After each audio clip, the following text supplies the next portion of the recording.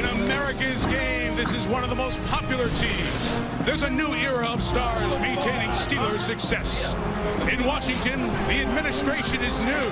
The man out front in his 4th year. And the Redskins have D.C.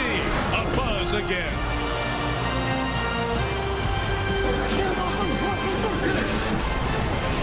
Welcome to the Monday Night Football launch, engineered by the GMC Sierra. Sell out over 93,000 at FedEx Field, Landover, Maryland. The 6-2 Redskins, the 5-2 Steelers on Monday Night Football. Good evening, everyone. We welcome you to the wrap-up of Week 9. There's so much talk with the election tomorrow of a nation divided. Well, there's nothing that unites the D.C. area like the Washington Redskins. They're always in the yay column in these parts, and it's 6 in the win column, 2 in the loss column so far for the Redskins. A win tonight, and they're just a half game behind the Super Bowl champ, NFC-leading Giants. Now, the Pittsburgh Steelers are 5-2. Those 2 losses have come against teams from the NFC East, including the Giants last week, and if they lose tonight, they're tied with Baltimore at the halfway point. Boy, wouldn't that be a surprise? There's big news for the Steelers on offense tonight. They get back 2 of their explosive skill position players in running back Willie Parker and wide receiver Santonio Holmes, who was suspended a week ago. We bring in Tony Kornheiser and Ron Jaworski. Real exciting night here in D.C. So much of it going on. And I want to focus on the Steelers, who travel better than anybody. They have a lot of supporters in the house tonight. It's been since the Terry Bradshaw days since you can say this, but the barometer, the thing you talk about first and foremost with the Steelers is the quarterback, Ben Roethlisberger. They do it now because he's very big, he's very strong. He already at a young age has a Super Bowl ring. He plays hurt. He completes passes after contact. So psychologically, it's almost like he thinks of himself as a Superman out there. But the kryptonite is all the sacks that he absorbs. Against NFC East teams so far this year, 13 sacks in 2 games, on pace throughout the season for more than 50 sacks. Jaws, you can't keep taking those hits. No question you can't, but you talked about those sacks against NFC East teams. Against the Eagles, sacked 8 times. Against the Giants, sacked 5 times. Well, lo and behold, he now goes up against the Washington Redskins. They blitz more than both of those teams. And I've got the Redskins, at 100 blitzes in 8 games, so Ben Roethlisberger will see pressure. Yes, he has been sacked a lot, but he also makes big plays. Think back to that Monday night game earlier this season against the Baltimore Ravens. The Ravens, who bring blitz pressure, line up with 7 defenders in the box. They're coming after Big Ben. There they are. They're teeing off. But at the snap, they will drop 2 into coverage. Only bring 5, but they cause confusion for the Pittsburgh offensive line. 2 defenders clean at Ben Roethlisberger. You'll see him perceive the pressure and move away from it. Now he knows downfield he's got to buy some time as those defenders close in. So he steps up. He sees the void in the defense, but he's got to wait for Santonio Holmes to open up. And he uncovers, and Ben delivers the football. Certainly with Ben, there is some risk and reward because he is big, strong, hangs in the pocket, but he'll also give you those explosive plays down the field. That's what happens when Pittsburgh has the ball. When the Redskins have the ball, and put on that chin strap, the extra snap, because we got something going here tonight. The best defense in the league, the Steelers, against the #1 running back the first half of the season in the National Football League. That is Clinton Portis, guys, over 120 yards each of his last 5 games. Yeah, and Clinton Portis keeps the offense of the Redskins on schedule. And going up against the Steeler defense, that will be a chore. The Steeler defense gives up 2.8 yards per attempt, a phenomenal number. And the one thing Clinton Portis can do, he can force you to drop a gap because he moves quickly, he reads the defense very well, and he turns that little 5-yard gain if you drop a gap into a 40-yard gain. 5 years ago, there was a blockbuster trade in the NFL, the kind you rarely see. The Redskins sent a great quarterback, Champ Bailey, to Denver. They got Clinton Portis in return. Clinton Portis having his best year since those Denver years right now. Looking like the Redskins being in the thick of it as they take the field here in D.C. Steelers, Redskins coming up.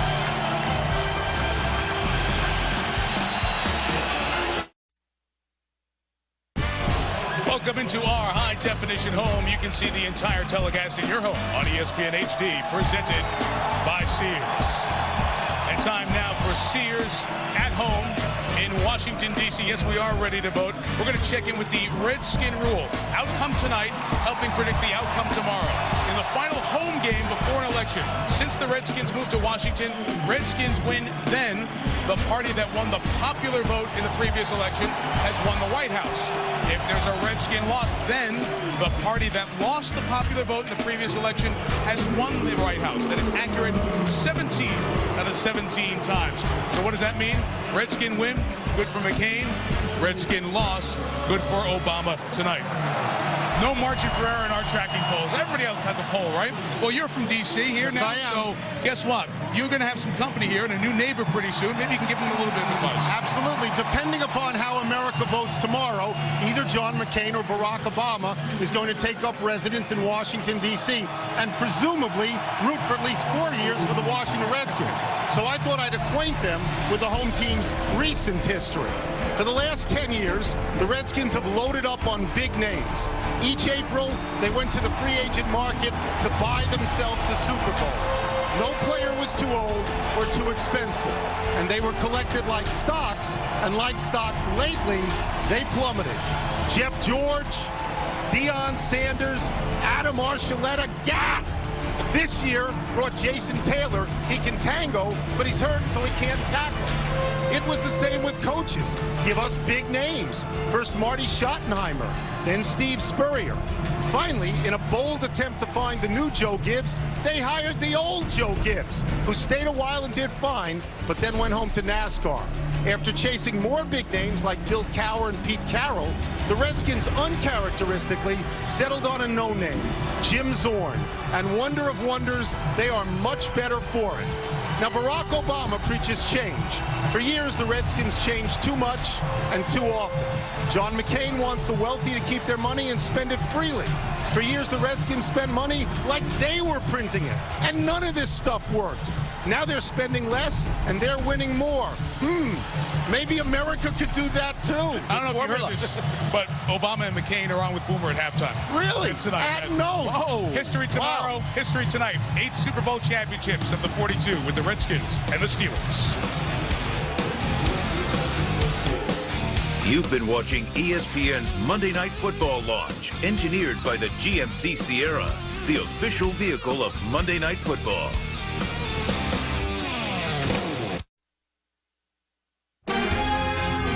ESPN welcomes you to the following presentation of the National Football League.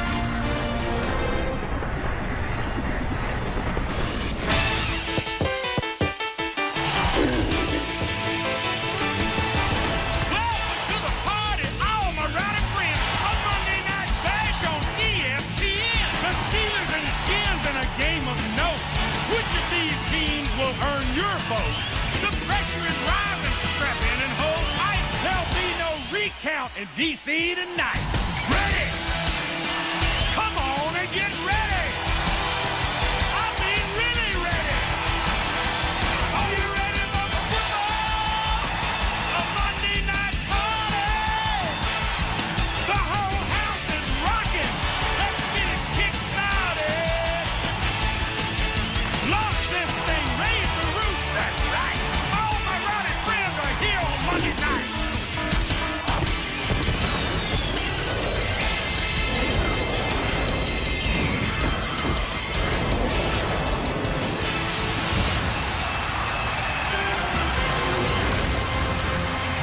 Six and 2 Redskins in front of the requisite sellout 90,000 plus at FedEx Field, just outside of D.C. in Landover, Maryland. Jim Zorn's team, as we see, they'll be 7 and 2 and a half game beyond the Giants if they win in the ultra-competitive best division in pro sports, the NFC East. Mike Tomlin's Steelers in the place they've become very accustomed to atop the AFC North, but needing a win to stay ahead of John Harbaugh's Baltimore Ravens, not too far from here. 90,000 plus always makes for a wonderful drive home in the middle of the night. Only takes, from my house to here, only takes 2.5 hours. That's good. You can go right to your poll and vote. There you go. Washington has won the toss and will receive. So Jeff Reed is set to kick it off. And Rock Cartwright ready to return. Steelers haven't played here in 20 years. And off we go on a Monday night with an onside kick attempt that didn't, well, it did go to 10, but it was recovered by the Redskins and Alfred Fincher. So Washington was ready for the curveball, and Fincher comes up with the recovery for the Redskins, and they'll have great field position. Are we seeing this more and more this year? Are people trying onside kicks at the strangest times more and more this year? Offside, number 22 on the kicking team. That 5-yard penalty will be added to the spot of recovery. First down, Washington. So they'll take it to the 36-yard line. Yeah, I'm seeing more and more aggressive play in football games. Onside kicks, going for it on fourth down. Two-point conversions as well, early in games. Yeah, I don't know. Driving you crazy, isn't it? I know. It's making you nuts. Surprise onside kicks. That is now 10 attempted, and 5 of the 10 have been recovered by the team that kicked it. So they see something in the film, and here's the surprise onside kick to start the game. Yeah, football's a game of field position. The Redskins start out with great field position. They're already in that go zone, that attack zone across the 50-yard line. See what the best defense in the league the Steelers can do. Clinton Portis on the ground. Waiting for him is Aaron Smith. It's a game of about a yard or so. Jason Campbell is the quarterback for the Washington Redskins. He'll turn 27 in December. He was their first-round pick, 25th overall, guys, back in 2005. Really thriving with Jim Zorn as his head coach. No question. Jim Zorn is a position coach at heart, and that position is quarterback. He loves working with Jason Campbell. 3 receivers, and Cooley, the very good tight end. Campbell to Cooley. Caught at the 30, gains a couple more after that. Mike Taylor off the corner makes the tackle. Here's the example of how well Jim Zorn has worked with Jason Campbell. Last year, Jason Campbell was intercepted 11 times and had a rating that was 20th in the league. This year, he's been intercepted a little less than 11 times. No times. 0 times, and he's the 5th-rated quarterback in the league. And that's because he's working with a guy who played the same position. Well, that certainly helps. He's also very careful with the football. He sees the throw, doesn't make a whole lot of mistakes. 3rd and 2 to the right with Portis. Fighting for that extra yard. James Harrison not going to let him get there. The rest of the troops come up. So here's the first decision of the night for Jim Zorn. 4th and a yard. And he's going down to get a good eyeball and see how far he does have to go. Well, let's see how aggressive Jim Zorn is in this situation right here. Looks like he's going to go for it. Yep. Will they go with the Clinton Portis run behind Mike Sellers, the outstanding fullback lead blocker? But no, they're going to take the 3. He went down, shook his head, said go. Then came back down and looked at the guys. So let's go get the 3. After all, they gave you a little opportunity on a platter with a good field position. And so points will be at a premium against the Steeler defense. From 44 yards, Sean Sweezum starts the night with a field goal. So 2 minutes in, already the first wrinkle. Steelers get the onside kick. They cannot recover. Sweezum kicks the field goal, and the Redskins are on top. 3-0. You know what would be nuts is if the Redskins tried an onside kick now. Figuring that Pittsburgh would never expect it. Well, Danny Smith, the special teams coach for the Washington Redskins, has been known to pull a few of those quirky plays out of his hat. But you know what, guys? You can do something like Mike Tomlin did right out of the gate when you have the #1 defense in the league. If it screws up like that, you don't get the ball back. He's comfortable with, you know what? My defense can take care of it, and they did there. No first down and only a field goal. Yeah, and Mike, that Steeler defense has forced 3 and out, 26 of 83 possessions. 1/3 of the time you go up against that defense, it's 3 plays and kick a field goal or a punt. Ben Roethlisberger and the Steelers open up the season 4-1. Only lost to Philadelphia the bye week. Beat Cincinnati handily out of the bye. Then the loss to the Giants. Sitting at 5-2.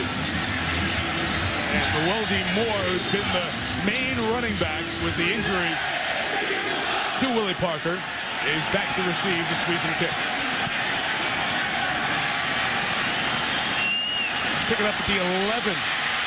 And Moore, a little crease, and he gets out to the 30-yard line. Devin Thomas, wide receiver, made the tackle. Return of 18.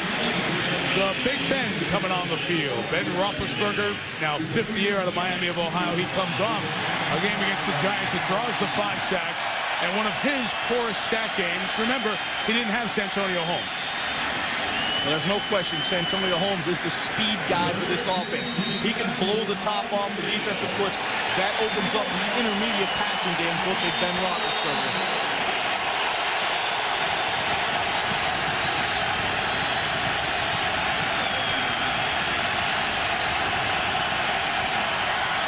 Tony, your crowd is crazy tonight. Yeah. It's early still. Left knee sprain out for 4 games. Willie Parker returns. Barely a game. Cornelius Griffin, Demetric Evans over there. Let's take you through the starters on the Pittsburgh offense with Roethlisberger, Parker back in. He'll share time with Noel D. Moore tonight. They'll probably split the carries evenly. Ron, this receiving corps really does a good job for Ben. No question about it. You know, it's a group that has all the dimensions of quarterback and one. The possession receiver in Heath Miller, the tight end. The deep threat in Santonio Holmes. And, of course, Hines Ward is always there for Ben Roethlisberger. That's his security blanket. You saw Max Starks in, Marvell Smith out again. Back spasms and kept him on the sidelines the last 3 weeks. After no gain, Roethlisberger first throw. Nowhere close to Holmes. Tailgating him was Carlos Rogers.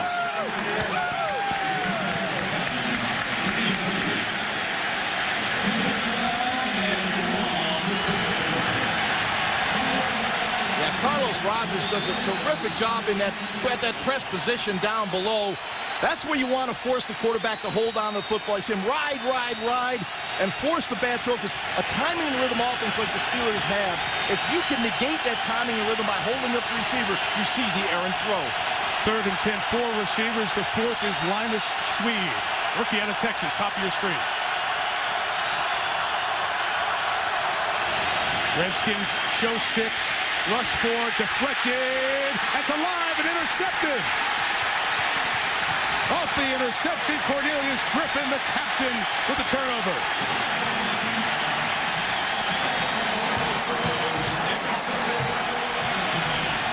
Andre Carter deflected the pass. Well, you'll see Ben in the pocket. Carter with good pressure up the middle, forces Ben to go over the top. That ball is a live ball up in the air. You see the Steelers, you see the Redskins looking to that football. It bounces off Max Starks up in the air, and certainly Cornelius Griffin, an opportunistic defensive tackle. Max Starks appeared to be trying to dive into the ground and get away from that ball. Last thing he wanted was to pop it back up like it was volleyball. No Jason Taylor. Carter becomes the best pass rushing end for the Redskins. Another great opportunity for Washington. Taken over here at the 30. And Campbell fires to the end zone. Deflected and incomplete. It was Santana Moss trying to get the Ike Taylor deflection, but he couldn't. Moss with a hamstring injury still playing tonight. Yeah, and the one thing you see on a play like that, the sprint right option, you can see the reading ability of Troy Polamalu getting deep on that go pattern. Excellent range. We told you Portis leads the league in rushing. Sellers, 280 pounds, good blocker. Randall L., Antoine's first game against his old Steeler team. Chris Cooley behind Jason Witten in terms of tight end productivity. And a veteran offensive line that has become quite cohesive in the first 8 games of the year. And they're spreading out the Steeler defense. A 5-wide look, no back in the backfield. Campbell's pass is complete. There is Shea Townsend on the stop of James Thradd. 7th catch for the 3rd receiver on this team. So let's bring in the Pittsburgh defense now. A lot of familiar names back up front. Casey Hampton missed 3 starts. He's back in there along with Brett Keeson. Love the defensive really ends outside linebackers in this 3-4. Harrison and Woodley up there in the top 10 in sacks in the league. Mike, they're incredible bookend players at linebacker spot. They complement each other well. And you did mention the sacks combined. Harrison and Woodley have 16. Nicked up in the secondary. No Bryant McFadden, no Ryan Clark tonight.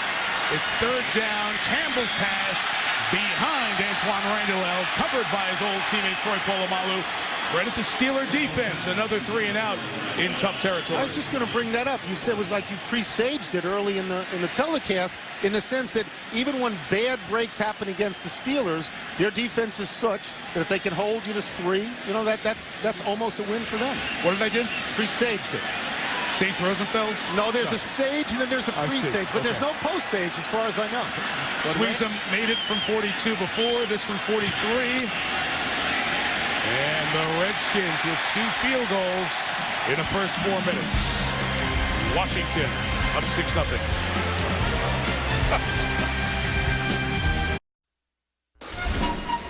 ESPN's Monday Night Football is brought to you by Toyota, moving forward.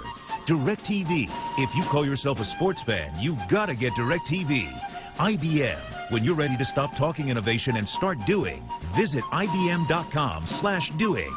And Bud Light. The difference is drinkability.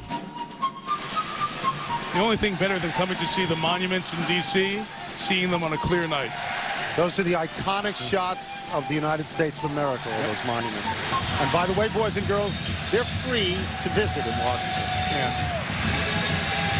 Spectacular weekend here in Washington. Really had a great time. Llewellyn Moore back deep to receive. Redskins have had no first downs but 6 points and 2 possessions in 4 minutes. Never know what's going to happen when you put it on the tee and get going, huh? Moore from the 5 now. And the former Minnesota Viking can't get out past the 25-yard line. H.B. Blaze makes the tackle. Roethlisberger and the Steelers haven't picked up a first down yet. We'll see what they have up when you come back.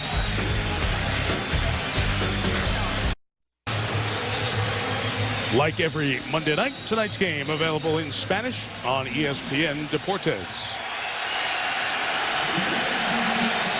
Onside kick turns into a field goal. Interception turns into a field goal. Second possession for Ben Roethlisberger and the Steelers.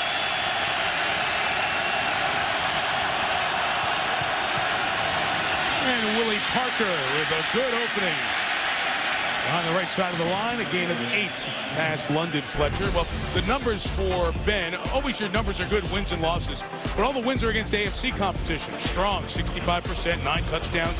But against the NFC East, terrible quarterback rating, under 50%, and updated now, 6 interceptions and 13 sacks. Look at them side by side. It's just been, well, it's been playing against really good defenses like the Eagles and the Giants. And this is a good defense right here in Washington as well. 8th in the league in points allowed.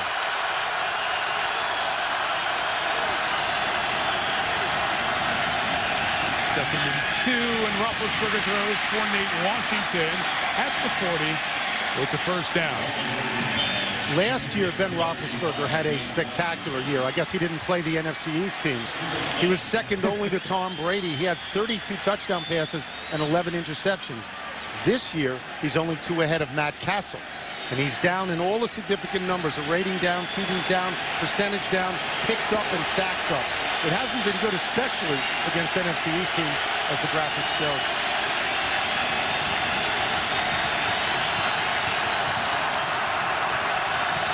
After the game's first down, Parker runs for about 4 yards.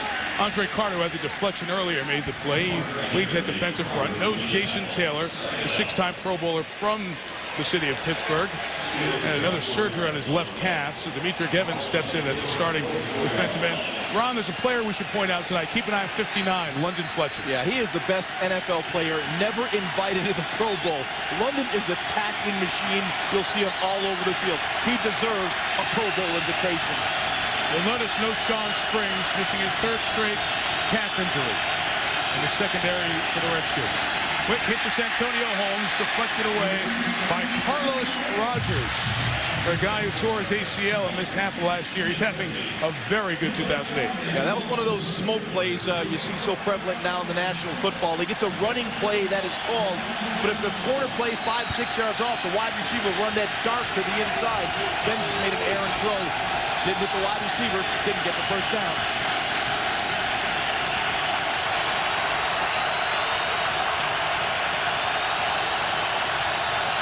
The Redskins loading up the box. It looks like pressure. In your screen, you see 10 of the 11 defenders. Just the safety Landry. Back deep. Ben, flush, sacked. Demetri Evans forces 4th down and forces a punt.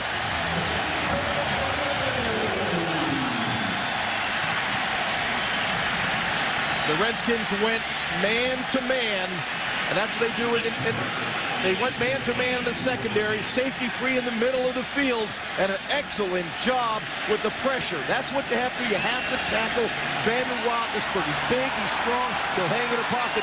Evans did a great job of wrapping him up and bringing him down. After snap problems last week when their snapper was injured, Jared Rotofsky did a nice job with the snap on Mitch Berger's punt. Fair caught at the 25-yard line. The kick was 35 yards. The entire city of Pittsburgh held its breath to see if that snap would be better than the one that cost them against the Giants' safety.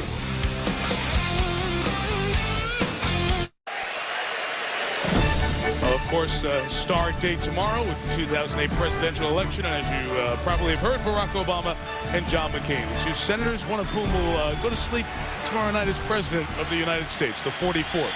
They will join Chris Berman at halftime. 6-0, Redskins yet to have a first down. Santana Moss puts the chains back in front of Ike Taylor.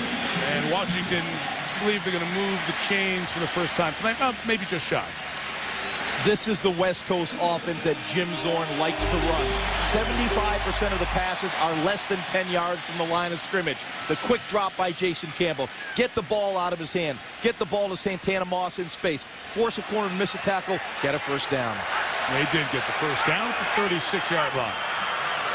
And back to the NFL's leading rusher, Clinton Portis. Longest run this year against the Steelers.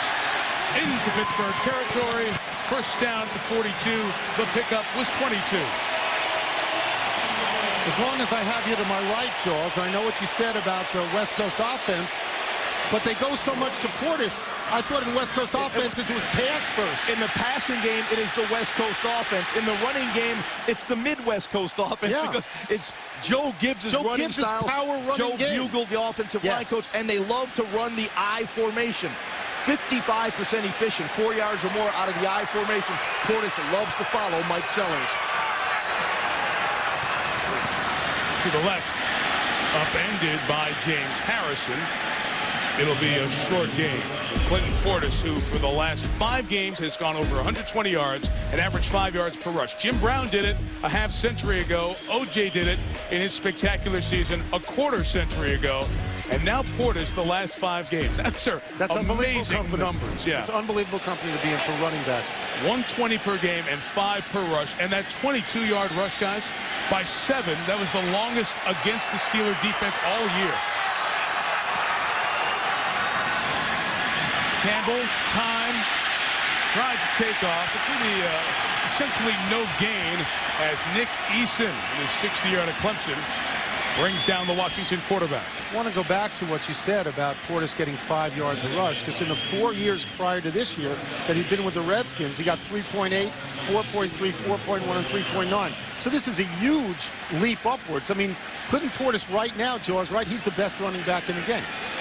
I would say you're absolutely correct. Yeah, he gives you everything you want. And you know what I love about Clinton Portis? In the passing game, he will pick up the blitz. 147 yards ahead of Adrian Peterson to the moment. Not picking up anything here except a reception. Steelers show pressure. Campbell takes timeout, but a marker is down before. One of the Redskins flinched. So let's see if the false start beat the timeout. First-year NFL referee Carl Sheffers leads the crew tonight. One of the 2 first-year referees, but he has been an official here in the National Football League the last several seasons. Did he have to be a coordinator first before he got the head referee job? Just take the jump up. First charge timeout, Washington. There's no foul on the play. The call for the timeout occurred simultaneous with the movement on the line of scrimmage. Timeout Redskins. They'll have 3rd and 8 when we come back.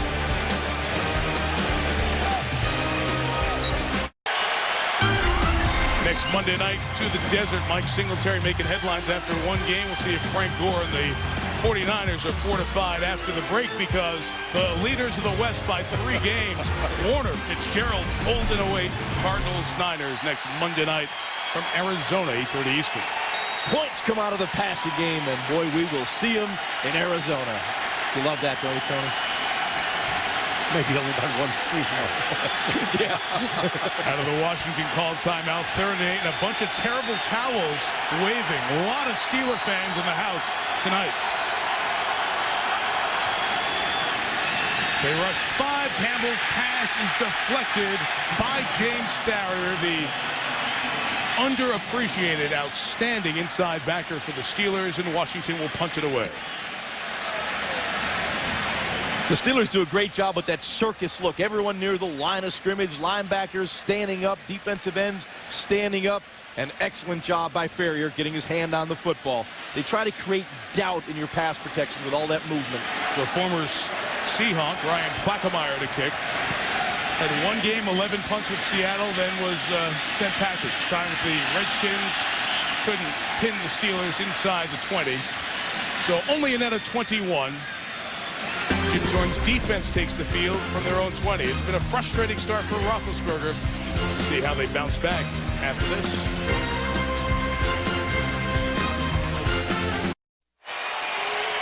Dan Snyder's owner's box here at FedEx Field, always a power position. NFL Commissioner Roger Goodell with the Redskins owner, and to the left of your screen, the right of Dan Snyder, our ESPN president, George Bodenheimer. So, as usual, it is a VIP only in the box to our right.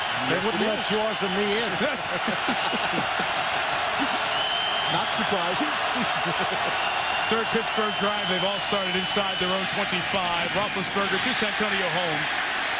Passes dropped and incomplete. You know, Ben Roethlisberger, Tony, you mentioned at the beginning how he is the big, strong quarterback. Yep. Boy, has he been beaten up. He has a ligament injury in his left thumb. Came into our meeting last night with that, with a little brace around it. Remember, we saw them a month ago. He didn't shake hands with us because his right hand was all puffy. That was injured a month ago. And the right shoulder at the start of the season. So we got a shoulder, a hand, and a thumb.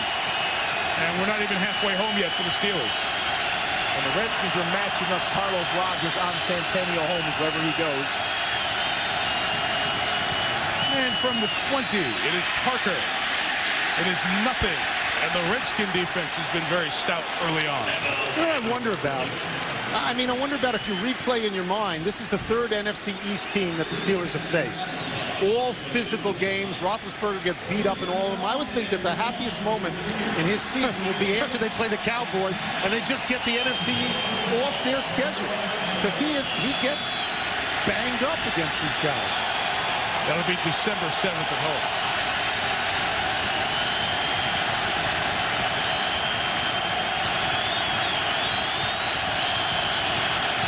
London Fletcher adjusting the defense. Bunch of Burgundy coming and the pass incomplete. Holmes didn't react to the hot. Carlos Rogers almost ended up with a pick. All right, we've talked about the snap last week by James Harrison. It was a 14-12 Pittsburgh lead. The long snapper injured his knee, out for the season. That over the head of Mitch Berger and a safety to tie the game at 14. So Jared Ratofsky comes in for Greg Warren. This was the first snap. He got beat up by Kendrick Golston, and they just kept beating on him and beating on Ratofsky the whole time. Welcome to the NFL. That was his first snap. And Golston never plays on punt rush, but he did there. Mitch Berger's hamstring is still bothering him. That was not a good kick, and Antoine Randall ran up to catch it at the 48, only a 28-yard line, or 28-yard punt. Mitch Berger had two hamstrings that were bothering him, and you see him limping off the field. You saw it at that snap last week against the Giants. He was kind of ambling back to get it.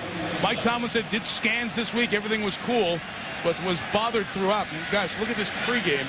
Our crew keeping an eye on him. Watch the grimace on his face as he was punting in warmups. Yeah, and I had a chance to talk to Mitch Berger before the game, and he said he hasn't been able to practice all week, but he felt he could gut it out game day, and clearly that hamstring is bothering him. Jeff Reed, the kicker, would be the backup punter if Berger can't go. Portis to the right with a shoulder down from Larry Foote. And slow to get up is Casey Hampton on the play. You mentioned that Berger had two bad hamstrings. That wouldn't be so bad if you were a racehorse with four legs. But since you only have two, that's 100% of your hamstrings in big trouble. Well, it results in good field position for Jim Zorn. And Jim Zorn, in addition to never being a coordinator, has only called plays in college, or one brief game when he was an offensive coach with the Lions. So in addition to being a new head coach, he's also a first-time play caller in the NFL. So the plate is full for the former Seahawks quarterback. Speaking of former Seahawks, Sean Alexander's in the backfield. And the MVP of the NFL in 2005 gets it to the 40-yard line. Let me go to this thing with Jim Zorn, because I live here and I followed, the drama when he was named the head coach. If Aaron Rodgers is the player under the most scrutiny in the league, and I believe he is taking over for Brett Favre, Jim Zorn is the coach under the most scrutiny. He was handed a playoff team. They made the playoffs last year. He had never been a coordinator, had not called plays in the pros, had been simply a position coach, and people in the D.C. area, myself included, were very skeptical about naming him. Much less skeptical now with a 6-2 record, but tremendous skepticism about it. Campbell forced to take his second timeout of this first quarter. So the Steelers' ever-changing defenses. Hey, see, Jim Zorn said, very good call, Jason. He liked what his quarterback did there.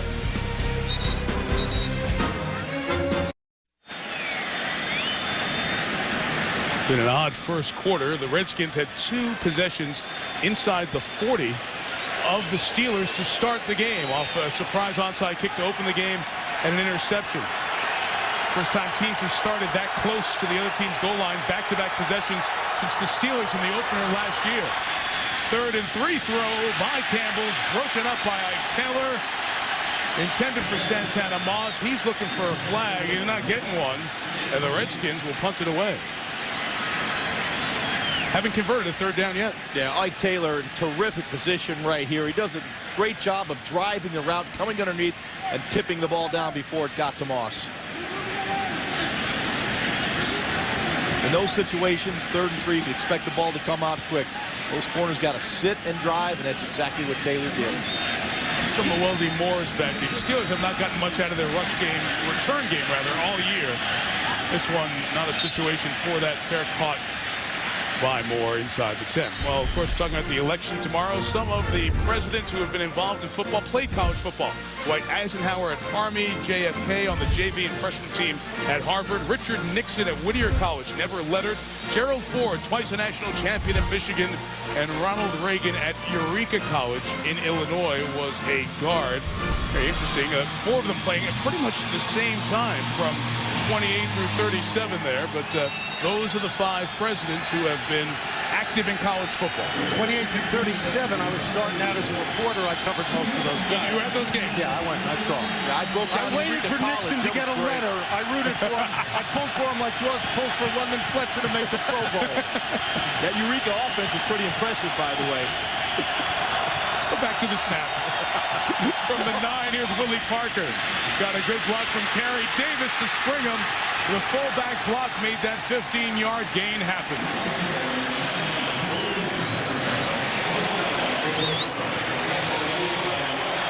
Yeah, excellent job right here. Corey Davis does an outstanding job on the blocks.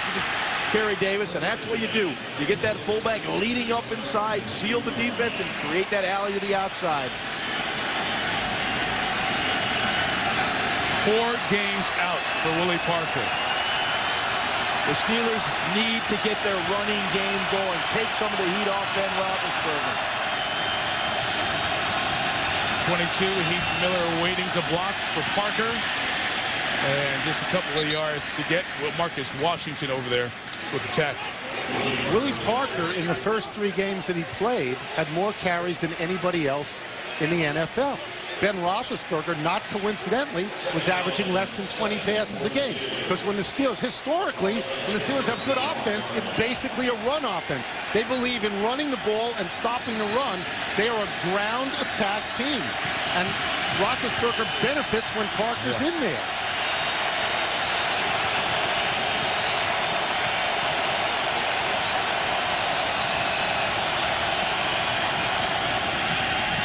And on 2nd and 7, the drifting Roethlisberger.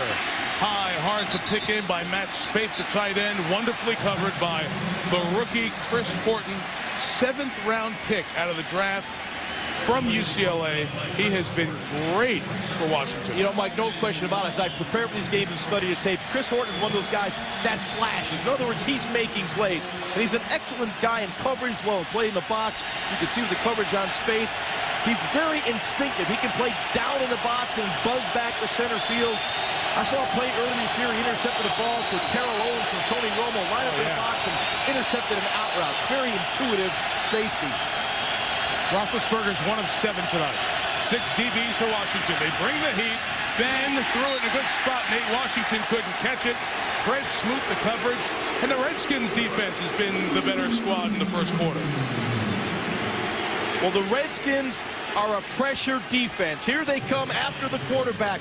This forces Ben to get rid of the ball quickly. And with that pressure on the quarterback quick, the corners are sitting on routes. Excellent coverage by Fred Smoot on Nate Washington. Former Steeler Antoine Randall L. awaits the punt by the hamstrung Mitch Berger. Here comes the limp. Fair catch called for and made by Randall L. at the 35-yard line with a buck 10 to go. 40 yards on the kick.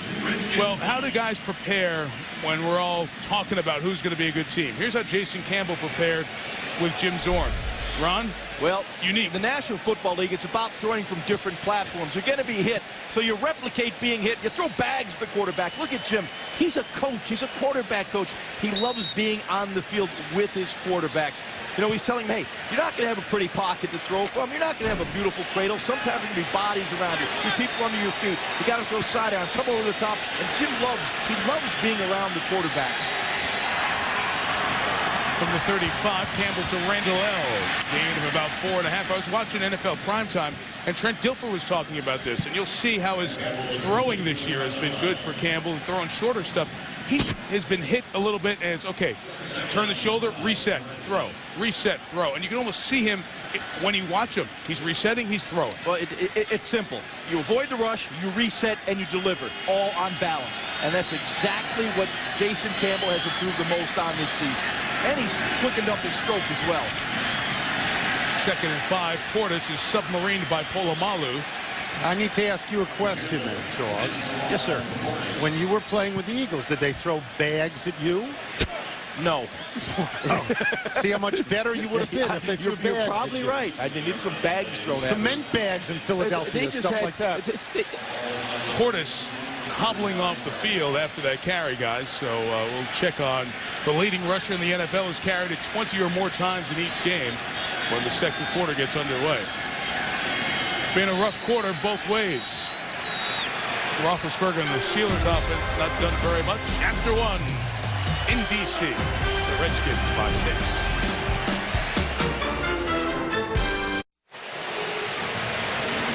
You see Clinton Portis on the sideline. Redskin training staff checking him out throughout that first quarter. Looks like he's ready to come back in the game. And he's going to make sure he goes by Jim Zorn to let him know he's coming back in. Let's see what happened here first.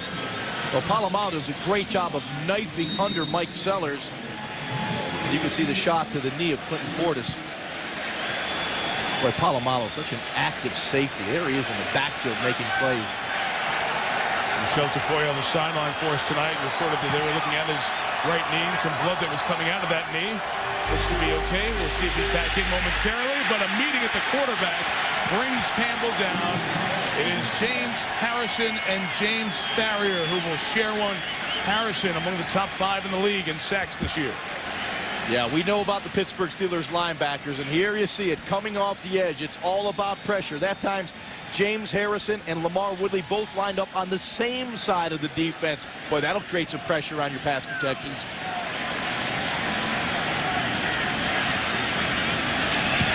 Another Plackemeyer kicks. Antonio Holmes goes back to this one. They need a spark in their return game, trying to get it from Holmes from the 15.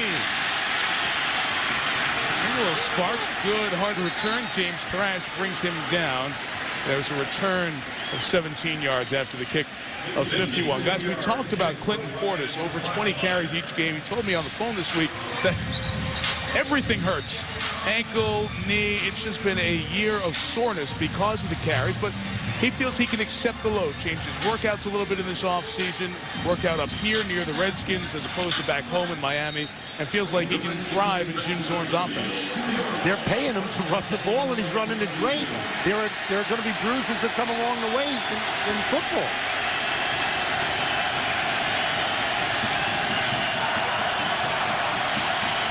Not a good first quarter for the Steeler offense. Total of 34 yards on 15 plays. And Willie Parker tumbles through the hole. Fred Smoot has had a nice game. Redskins return here to Washington after a couple of years with the Vikings. If you want to stop the Steelers' offense, in particular their running game, your defensive line must play well. That's what's happening right now for the Washington Redskins. Their defensive line is winning in the trenches. It's allowing their linebackers to scrape and make tackles a yard or two downfield. Couple of tight ends over to this near side, the left side, to help Max Sparks, who's in for the injured Marvell Smith. Power run, bounced that way by Parker. And Willie brings us to third and short. There's the guy Jaws mentioned, London Fletcher, making the tackle.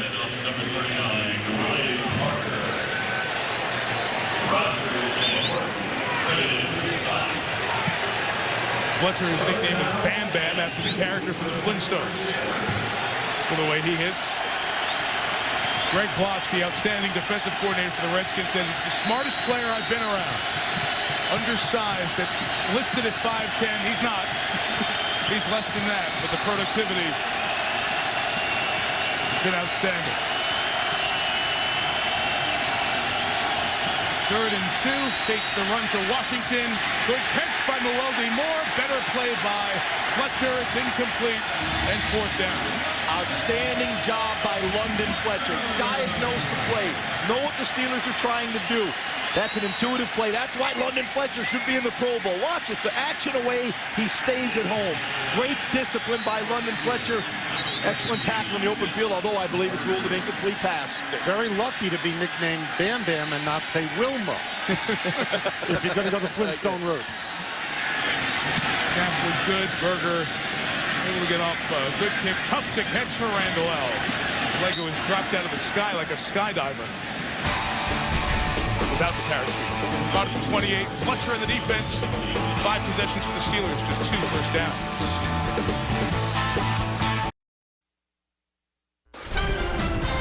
ESPN's Monday Night Football is brought to you by the GMC Sierra, official vehicle of the NFL. UPS, what can Brown do for you? Find out at ups.com/whiteboard. You're going to like the way you look. Men's Warehouse and Miller Lite. Reach for the original. Miller Lite. Great taste, less filling. Tonight's aerial coverage of FedEx Field provided by DirecTV. 91,000 plus on hand. Mike Tirico, Tony Kornheiser, Ron Jaworski, Michelle Tafoya. Washington 6, Pittsburgh nothing. Porter's back in the game. Set a good block for Campbell, whose pass for Moss is caught on the sideline but out of bounds. Great throw and effort by Santana, but it's incomplete.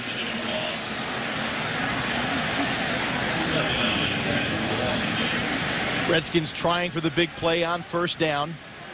But excellent coverage by the Steelers in that 2 deep shell. And they ran man for man with the wide receivers. The Redskins only ran 2 wide receivers out on routes. They kept everyone else in the block. Give Jason Campbell time, but the Steelers did an outstanding job in coverage. Intense game, but not exactly an offensive clinic. 36 plays, 96 yards. Terrain tough to get tonight. Portis back in the game, only gets a yard. Aaron Smith to tackle. Another 3rd down is coming up. SportsCenter right now. Here's Steve Levy. All right, Mike, thank you. Hey, big name NBA trade today. Allen Iverson goes to the Detroit Pistons for Chauncey Billups and Antonio McDyess. Philip Fulmer will not be back as Tennessee's head coach next year. The Vols have lost 4 straight.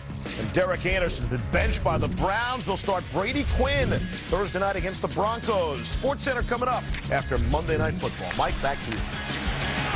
All right, Leaves, thanks for the update. And we'll see Brady in a couple of weeks, in all likelihood, up in Buffalo. Here's the Steelers with that circus look. Only 1 defensive lineman with his hand on the ground. And Campbell feels the pressure, gets away. A flag comes down as Jason will take the sack from James Harrison. Farrier flushed him. Harrison cleaned up on the sideline, and the marker down near where guys are trying to save their quarterback. Number 60, offense. That penalty's declined. 4th down.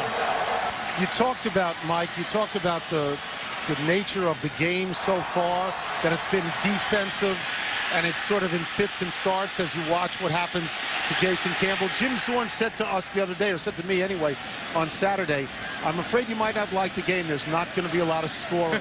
I said, come on. Another Plackemeier kick. This is best of of the night. 54 yards. Holmes from the 28. Flag down. Holmes out of bounds at the 40-yard line. You can see a Steeler trying to avoid the block in the back, but it looks like Sean McHugh was caught. And it will be another long field for the Steelers. But Klackemeyer launched that one, gentlemen.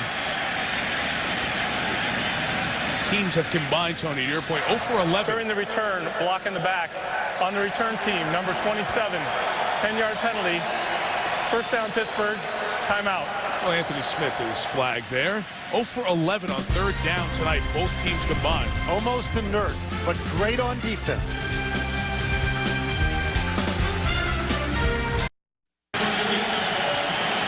91,000 plus settling in for a defensive battle between two teams that used to see a lot of each other in the 30s, 40s, 50s, and 60s, but a rare meeting. Fifth meeting in the last 20 years between these teams. If the Steelers get something going on offense, take a shot deep downfield and having to come back for it is Hines Ward, and he does and makes the catch with a flag down, are now ruled incomplete. Ruled incomplete as the back judge came in, but we do have a marker down here. Anthony Montgomery's pressure may have kept Roethlisberger from hitting a home run to Hines Ward.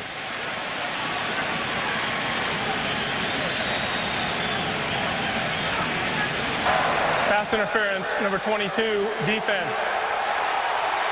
Spot foul. The ruling on the field is an incomplete pass. The penalty will be accepted at the spot of the foul. Automatic first down. Yeah, you'll see an underthrown ball. Hines Ward coming back for the football, and really Carlos Rogers in no position to make the play. He grabbed Hines Ward before the ball got there. It's one of those underthrows that puts the secondary in a tough position. And here's what we're talking about, why Roethlisberger couldn't get it all the way out because of the pressure by Montgomery. So that's a 43-yard penalty for a team that had 42 yards of offense to that point. First time in Redskin territory, and Roethlisberger hit as he put it up. Incomplete. The pressure by Marcus Washington. The Redskins have been very effective with their stunts up front. They went back and watched the Giants. They watched Eagles. Those teams were successful with these stunts, and that's exactly what they're doing. Here's the Andre Carter on the long stick, bat the ball up in the air. Again, stunts and twists up front. Watch the defensive lineman creating confusion for the offensive line, getting defenders free at the quarterback. The Steelers' offensive line is struggling with their pickup against those stunts, twists, and turns. One of those 3 first downs and the pass interference a moment ago. More pressure. Picked up this time. Roethlisberger for Santonio Holmes. Incomplete. Carlos Rogers. Keep working on him. Not going to get much. Look at the shoes on Carlos Rogers. The shoes? Bright gold shoes. Look at that. The shoes. Gotta get a shot on that. I'm looking at the play Bright this gold guy shoes. made. Look at the perfect position he's in. Almost a little push there from Antonio Holmes. Check out the shoes, though. Yeah. The shoes. Look at the coverage. Well, some people like coverage and others like shoes. What can I tell you? Ben Roethlisberger tonight, guys. 1 of 11 passing. And a lot of the pressure John showed you a moment ago. The reason why. Timeout. Pittsburgh.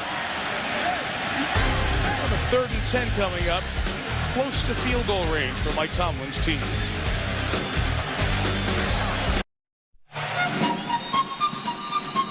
You see the Capitol, and a reminder that Barack Obama and John McCain coming up at halftime with Chris Berman on the eve of the presidential election. Of course, every seat in the House of Representatives, 3rd of the Senate up. Hope you get out and vote tomorrow. The Redskins have blitzed 75% of the passing situation against the Steelers, and look like it's going to go up because they're bringing the heat once again. Ben checking out, getting his protection right, and here they come. And on 3rd and 10, the hot to Hines Ward, who takes off for the first down. And the Steeler fans, and there are plenty of them here, react to the 12-yard gain. Talk about this as somebody who's lived in Washington for 30 years, all these terrible towels. What is going on here? Excellent job by Ben Roethlisberger, getting his protection right. The quick slant to Hines Ward. Those are blitz beaters. 3rd and 10, they blitz, hoping the defender could make a tackle short of the first down. Hines Ward escapes, gets the first down. Suppose they wouldn't have these terrible towels if this game was in Philly. They wouldn't even think Pittsburgh fans wouldn't do that. Are you kidding me? In Philly, you don't wear another team's jersey. You don't bring a towel. Roethlisberger had missed his last 8 passes before that one. That was the first 3rd down conversion of the night. And Willie Parker runs to the right side for a couple of yards. Well, certainly the calling card for the Redskins this year, guys, has been the offense. Jason Campbell's been very good. The defense is somewhat unheralded because the most recognizable player on that defense, Jason Taylor, they required the first day of camp when they lost 2 defensive ends, has not played. So I don't want to disrespect Carlos Rogers and London Fletcher, but it's somewhat a no-name defense. But they've done the job in close games this year. Every Washington game has been a single-digit margin. Yeah, and defense coordinator Greg Blosh has really done a terrific job of taking the individual talent and putting it together as a team. Roethlisberger has space with Matt Spaeth, the second-year tight end out of Minnesota. Hitting ball as Horton sent him high, and Washington knocked him down. We'll have 3rd down coming up. Talk about the presence of the Redskin defense, top 10 in the league in points allowed, 8th in the NFL, very stingy and hard to move it on too, 6th and 5th in the rushing game, doing it without some of their key guys. Again tonight, no Jason Taylor, no Sean Springs, the corner. The history of the Redskins, though, has been mostly offensive history, starting with Joe Gibbs. Defensive guys were very rarely heralded. In field goal range, so you don't want to have the big mistake here. Mewelde Moore is the back. 3rd and short. Then steps up, goes down, has to eat it.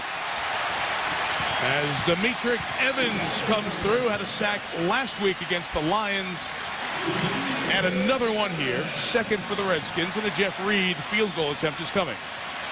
Yeah, those are the normal plays that Ben Roethlisberger makes. You know, when you get pressure, he can escape. As you see right here, there's the tackle right there. An outstanding job. But Ben, usually when he gets through that initial burst, he gets upfield and gets the first down. Big enough, strong enough, didn't do it there as Evans makes a great play. Credit Evans with both sacks tonight. Reed to kick. Again, the snapper is new. First short snap in the game for Jarrett Rutkowski. It's perfect, and it's a 3-point game. Jeff Reed hasn't missed a kick all year. 6'3", more than a third of the way through tonight.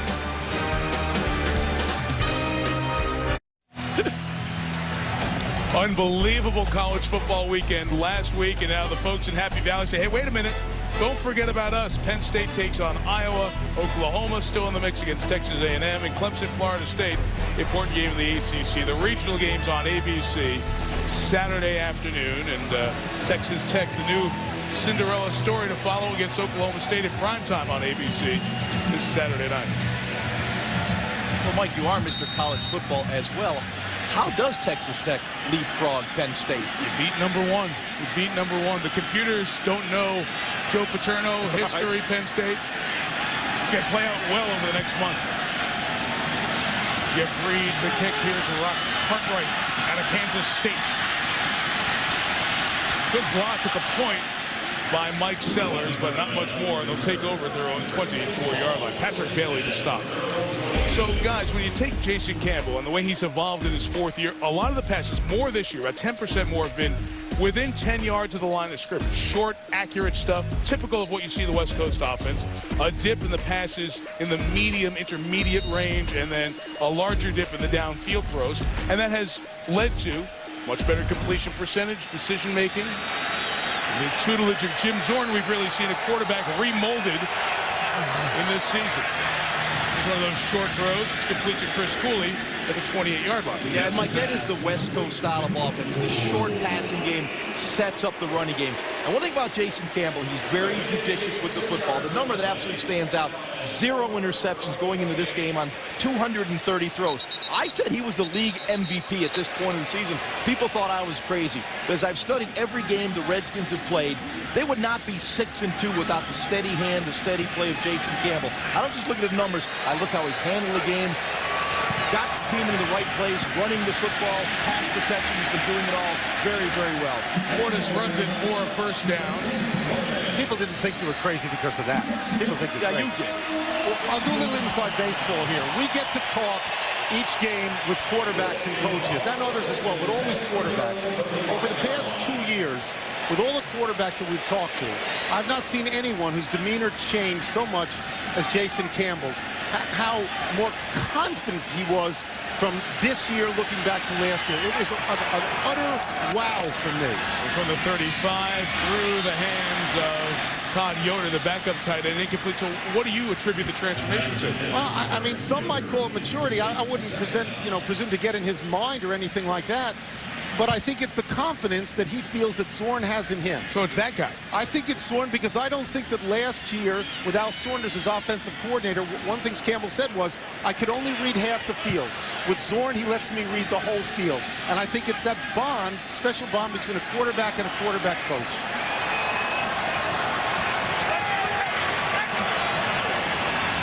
Second and 10, Portis. Good hit.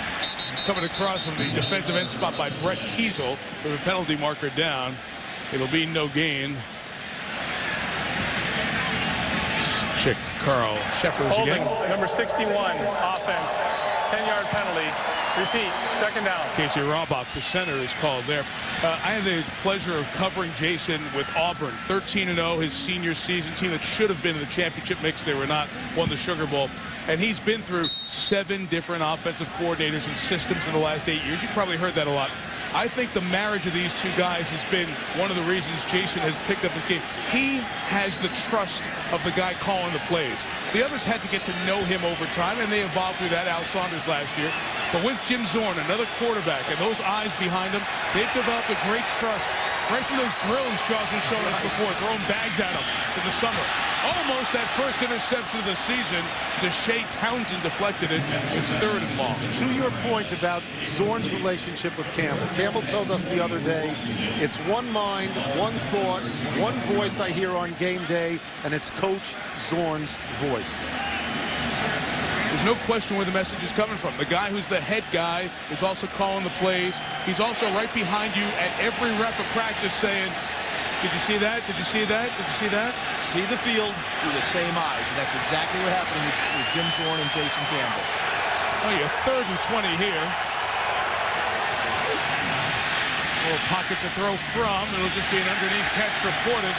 James Farrier and the Steeler defense with a response. They have not allowed Zorn's team to convert a 3rd down tonight. 0 for 7. I don't want to say it's like a heavyweight fight there and stretch an improper analogy, but it does have the feel of a fight, doesn't it? No there's question. so many 3 and outs. It's like almost going to be about field position ultimately in the game.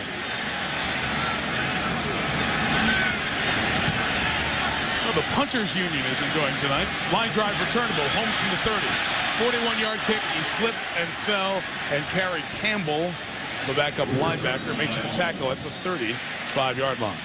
Yeah, and Ben has really struggled this game to find his rhythm. Here, he gets the receiver open, throws the ball way to the inside. Here, the tip ball batted up in the air. You're going to get the pick.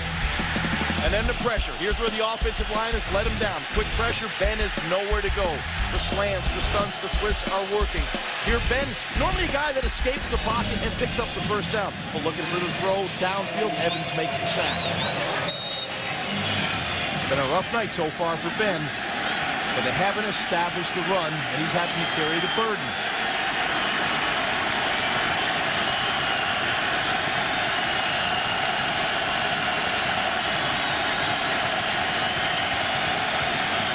And from the 34, first down pass is intercepted and dropped as Carlos Rogers was counting the blades of grass to the end zone.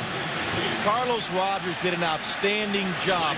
He knew he had LaRon Landry playing over the top. He read the 5-step drop of Ben Roethlisberger. The minute that back foot hit, he drove the route. Right now, Carlos Rogers is feeling it. He's reading the triangle of the drop of the quarterback with the peripheral vision, catching the wide receiver, and man, he is jumping the routes right now. That is twice as painful in super slow-mo. It's got to be the shoes, Money. There you go. Got to be the shoes. He has dropped interceptions in the past. It's been one of the criticisms of Rodgers during his 3+ years in the league. Parker left. Oh, great moves. How's that knee feeling?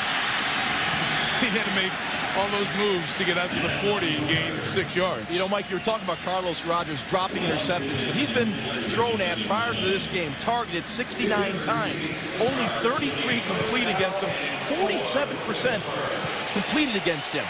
I mean, that's pretty darn good percentage. He's been playing terrific. He may not be getting interceptions, but boy, he's knocking a lot of balls down. 3rd down, Parker ambles off. Moore replaces him. Weldy Moore out of Tulane.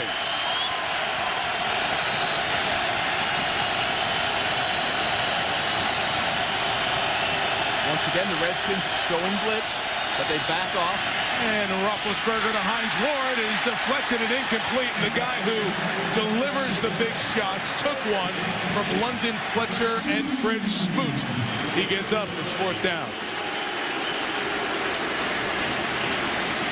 The Steelers right now have not been able to solve the blitz riddle. Until they do, the Redskins are going to continue to bring heat. Force Ben to get rid of the football quickly and drive on the football. A lot of hard hitting tonight. A lot of punting tonight as well. This will be number 10, 6 for the Steelers. So I guess the long snapper, Rutkowski's got to figure out. He lost his helmet as he was being pushed to the ground. And the fair catch is made by Antoine Randall. Rutkowski was moving furniture this time last week. Wow. Getting a raise to $50 an hour in Texas. Well, Hines Ward had that big hit, took the big hit. He has given out the big hits over a good part of this year, and he and Troy Polamalu have been the center of attention by some. Polamalu making the comment about the league is trying to take away some of that, make it, in his words, Polamalu's words, a pansy game. Ward has the hit that injured Keith Rivers, the linebacker from Cincinnati, broke his jaw. A legal hit, but they've questioned if they should be fined for these hard yet legal hits. Campbell's pass to Santana Moss, complete to 31. It's a gain of 4. That conversation that you're having about what Ward said, what Ward has done, and what Polamalu has said, that's a great sports talk radio conversation. And a lot of people out there sort of act like yahoos, including some ex-players, and they scream, it's too, you got to make it rough or put a dress on these people. I would just say that you want to try and protect your labor force. You got to worry about the health of the players. I understand that aspect of it. The league is certainly trying to protect the players, but football is a violent game. It's called tackle football. Casey Here's an example. yesterday. Watch. Here's Brooks Ballinger in the pocket. Justin Tuck wraps him up, actually pulls the arms back after the tackle. He gets called 15 yards for unnecessary roughness. This is tackle football, guys. That's what happens when the quarterback's standing here. He's going to take a hit. And normally, I defend the quarterbacks, but you just can't make it. You can't throw a flag on Justin Tuck. Just suggesting that a lot of people who say this is tackle football are no longer being tackled. It's a distance that they have now, saying let's go back to the old days. And I'm all for protecting the players, but if you take the violent element out of the game, what'll happen? 3rd down. Chris Cooley going to be very close to the 1st down. Farrier did a great job of holding him back. And it's going to be marked just shy, according to the official who came in from the side. And we'll have another 4th down and another punt. Pete Kendall's trying to tell him to go for it. Not in this game, Pete. Although Jim Zorn's had some strange play calls, atypical play calls that have worked on 4th down this year. And he's not going from there, not on his own side of the field.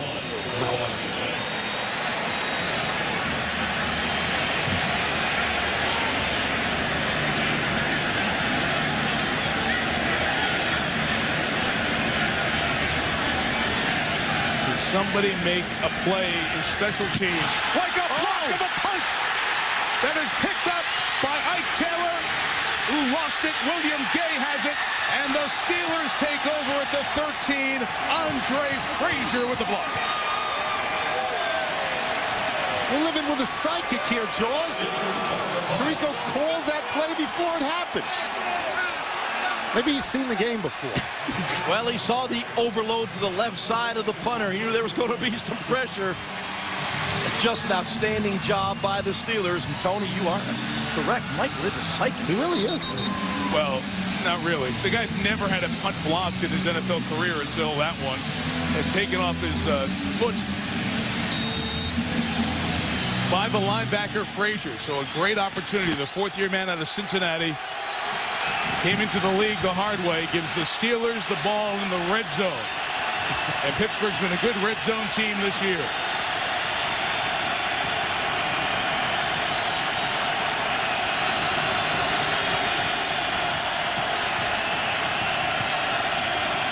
From the 13, Roethlisberger pressured, sacked. Edric Golston comes through and pulls him down. Well, Ben was in the pocket. He had ample time to start the play. At the top of his drop, he was looking right. You'll see it here again. Good pass protection. Now he looks over the middle. Now he starts buying a little time, and then the pocket collapses. And good coverage downfield, too. Huh? Usually what it is. Man. Good defensive game so far. Redskins 6, Steelers 3. 2-minute warning.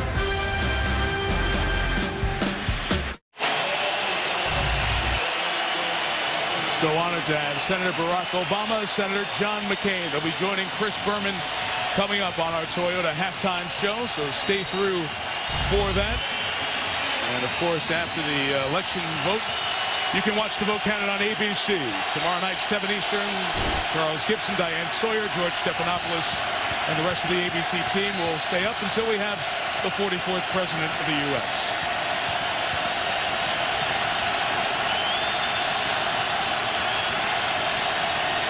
Second and 12, they'll run with Willie Parker, who's knocked down by LaRon Landry at that safety spot. Penalty marker down. Back by the line of scrimmage. Did the Steelers hold? Holding, number 78, offense, 10-yard penalty. Repeat, second down. He asks who. We tell him it's Max Starks, who's starting for Marvell Smith. Left tackle. There you see Max Starks right there at the left tackle spot. Pretty good takedown of Andre Carter. Almost like he had him at that standstill enough to get the hole, and as Carter turned, his arms are just in that position. It looks like a tackle. Let him go. The running back should win once he gets that speed going downhill. LaRon Landry did a nice job of filling in the secondary. And now the ball comes back to the 25-yard line.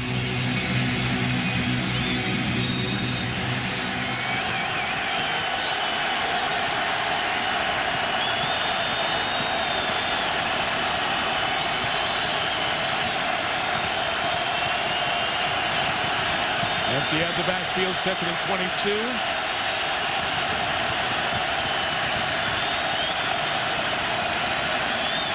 Roethlisberger pressured, got rid of it to Holmes, and Santonio knocked down by Chris Horton. And with Carlos Rogers, clock turns with 100 seconds to go in the half.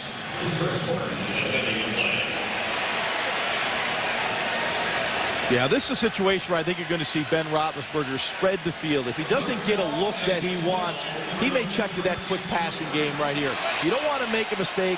Throw the ball deep down the field in this 3rd 13 situation because you have to hold on to the football. I believe you'll also see the Redskins defense play a little more zone coverage here. Keep the ball in front of them. Nate Washington, the man briefly in motion. 4 receiving options. A strike by Roethlisberger is caught by Ward at the goal line. He is just shy, but it's 1st and goal. It's 1st and goal, inches away. The all-time leading receiver in Steelers history thought he had career touchdown 69. Just a really nice job by Ben Roethlisberger of getting the ball in the seam before Rodgers and Landry can converge on Hines Ward. Put it on the body. Boy, that's a stick throw. Steelers going to take time out here with 1st and goal. Right on the doorstep, and 35 seconds remaining till halftime. I'll remind you that the Toyota halftime show is coming up, and the interview with the Democratic and the Republican nominee for president, Barack Obama, and John McCain coming up at the half. Here from D.C. I guess everybody at home, no matter what state you're in, it's a red state or a blue state, well, we'll know for sure what it is this time tomorrow night. Everywhere but here. This is a burgundy and gold state at the moment. I'm not so sure about that. With apologies to Jim Zorn, it's not a maroon and black state, which is what he said when he cheered the colors, the maroon and black, when he first got the job. And people said, what? What are you talking about? He's learned. I see a lot of terrible towel flags here, though, Tony. Yeah, I'm not happy with that, I have to say. There's a lot of black and gold. So first and goal, let's look at the one timeout. 35 seconds left and how you manage this.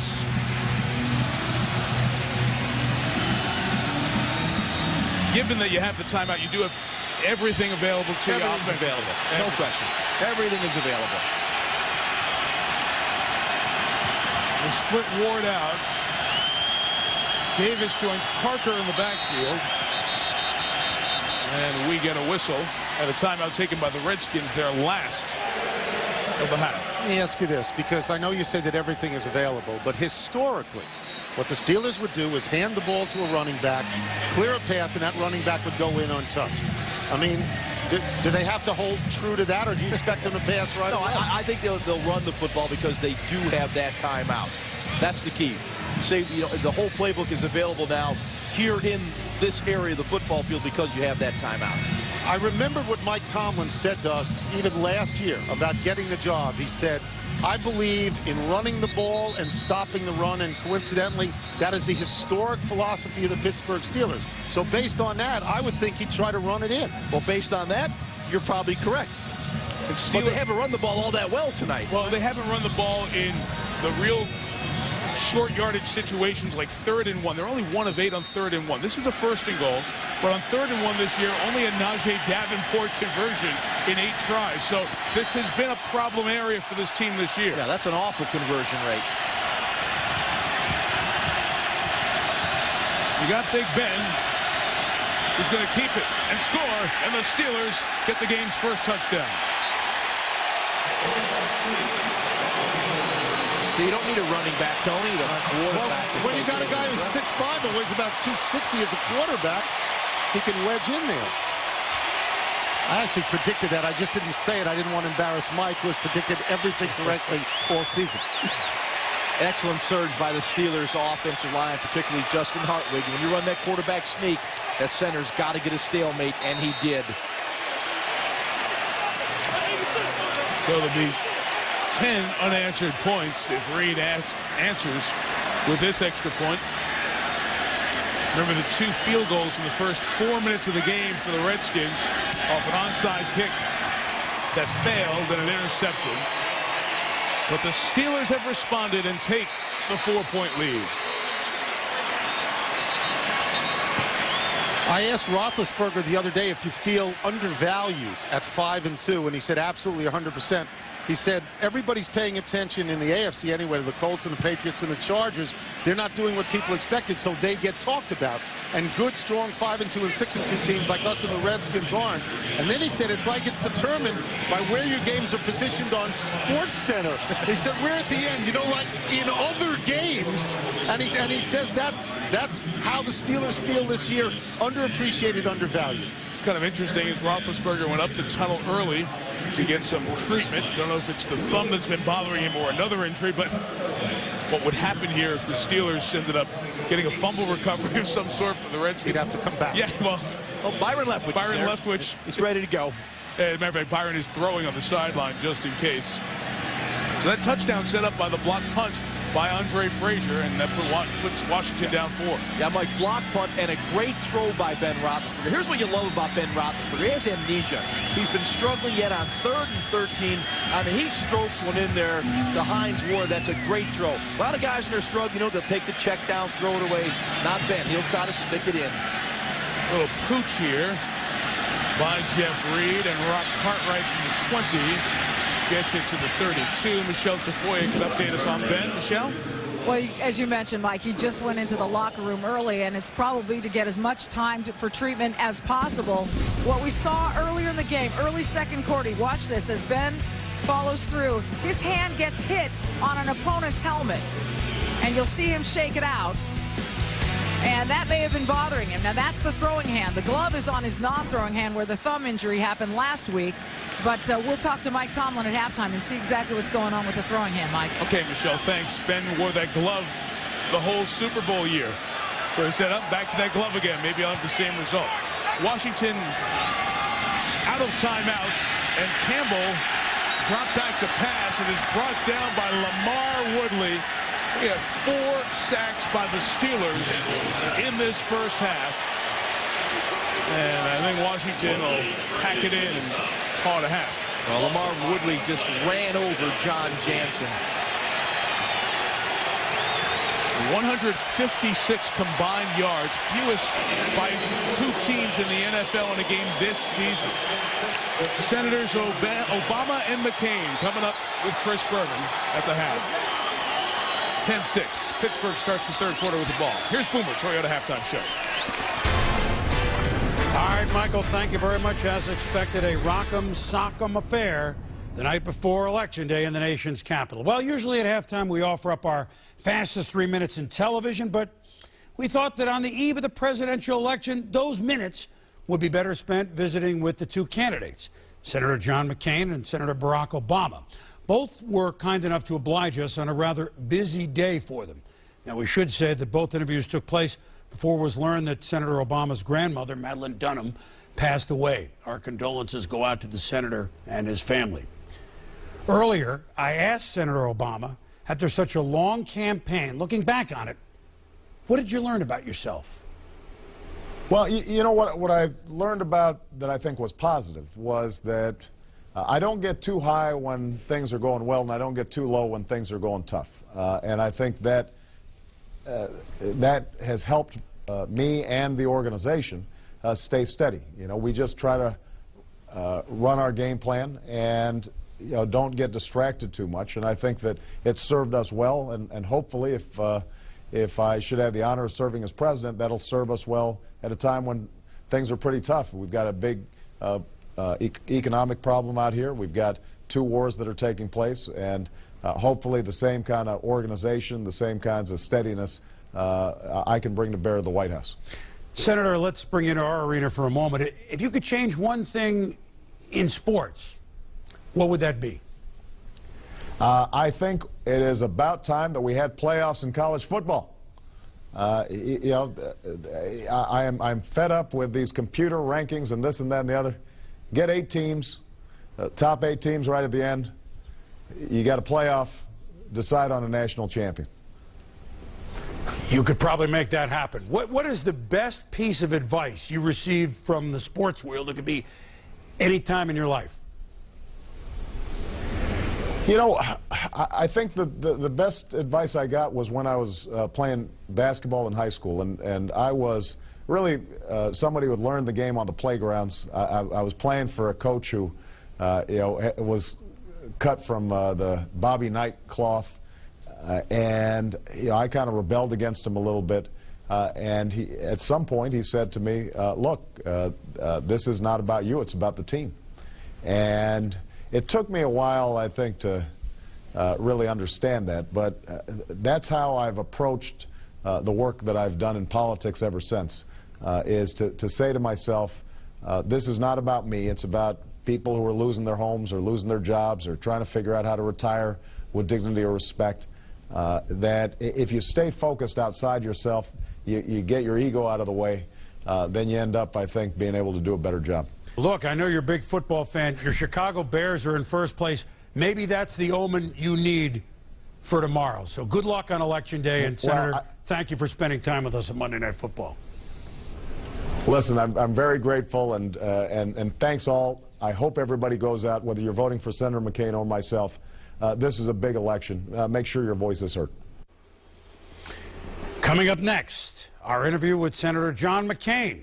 We'll be back in 30 seconds. This halftime show is presented by Toyota.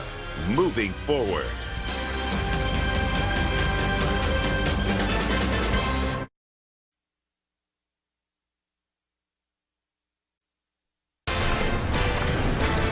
Welcome back to the Toyota Halftime Show with your host, Chris Berman. Welcome back, everybody. The Steelers lead the Redskins 10-6 at the half. Now, our conversation with Senator John McCain. I also asked him the question, if you could change one thing in sports, what would it be? I'd take significant action to prevent the spread and use of performance-enhancing substances.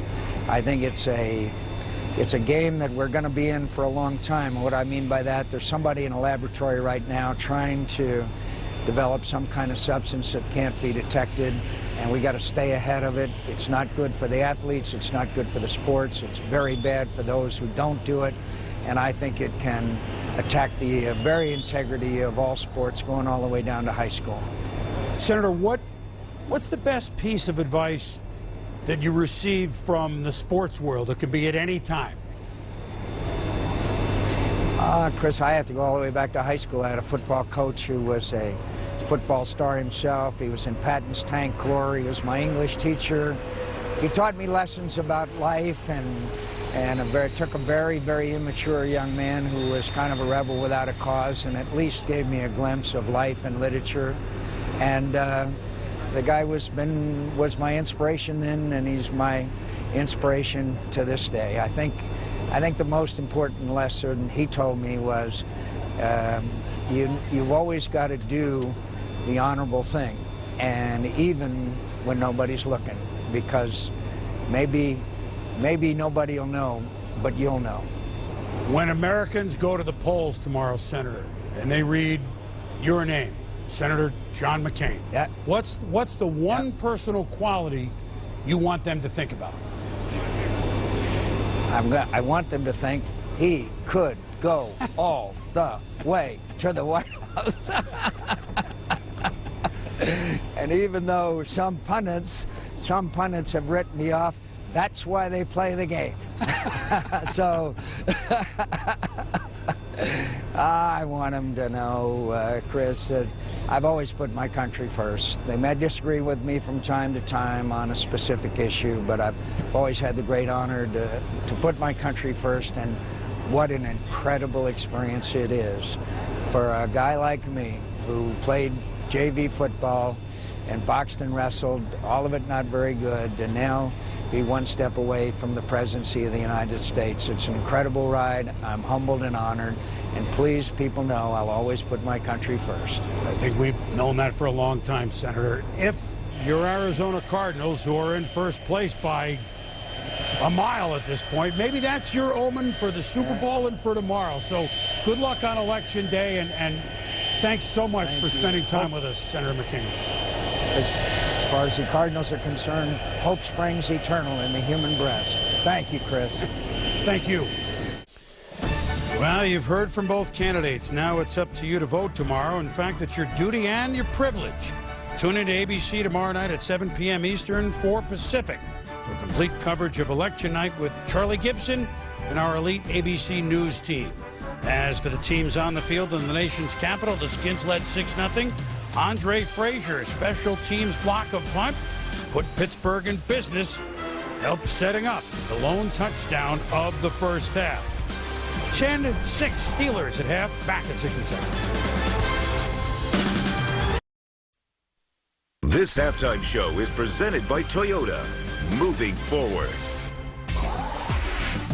Well, tonight's ESPN.com poll question. Chris from Connecticut wants to know who will have a bigger second half, Ben Roethlisberger or Jason Campbell? And look at the Reds and the Blues. 20 states for Ben, 16 for Jason. Close election. What you want? Log on to ESPN.com, keyword Monday, to submit your own poll that could appear in next week's show. Well, it's up to the final minute of the first half, but Big Ben burrowed in. And the Steelers, with their first lead of the night, they'll start the last 30 minutes of the game, leading the Redskins 10-6. Enjoy, everyone.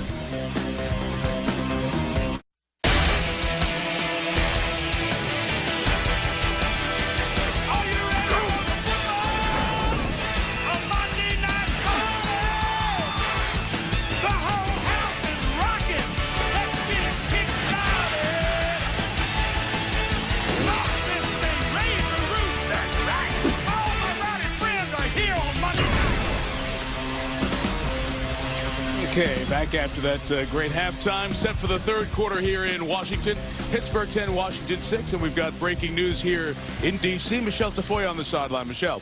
Well, Mike, Ben Roethlisberger is not out of the locker room. I was up in the hallway, and he was getting x-rays on his hand, presumably. Now, I spoke with Mike Tomlin coming out of the locker room. He doesn't know what the status of Roethlisberger is yet. He told me Byron Leftwich, the backup, is getting ready to play. And they also said that with Leftwich in, nothing would change. At this point, we have not seen Roethlisberger making his way back onto the field. There is a small chance he will come back out and play. So that's what we're going to be keeping an eye on. Again, x-rays happened. We don't know which hand it is. We're all waiting for that. Even public relations for the Steelers doesn't know yet. Mike? Okay, Michelle. Milwaldy Moore is back deep to receive. Byron Leftwich is the backup, 6th year out of Marshall. They signed him late in the preseason when Charlie Batch was injured and moved to injured reserve out for the year. So change for the Steelers on top by 4. Sean Sweezum the kick. Moore takes it from the 5. And Milwaldy Moore returns it out to the 28-yard line. So Byron Leftwich, and here he is, a D.C. kid. I guess he would be a Washington insider, if you will, on this politically themed night. H.D. Woodson High School in D.C. Played football, basketball, baseball. And, of course, you know, out of Marshall, where he had that very good run and the very tough stretch. Remember, he was carried by his offensive lineman down the field. We've talked about it many times. The run in Jacksonville, and David Garrard won the starting spot in 07. Took over for him. He was released. 3 games with Atlanta, and now picked up after the Batch injury by the Steelers. And thrown in against a team he undoubtedly grew up rooting for, the Washington Redskins.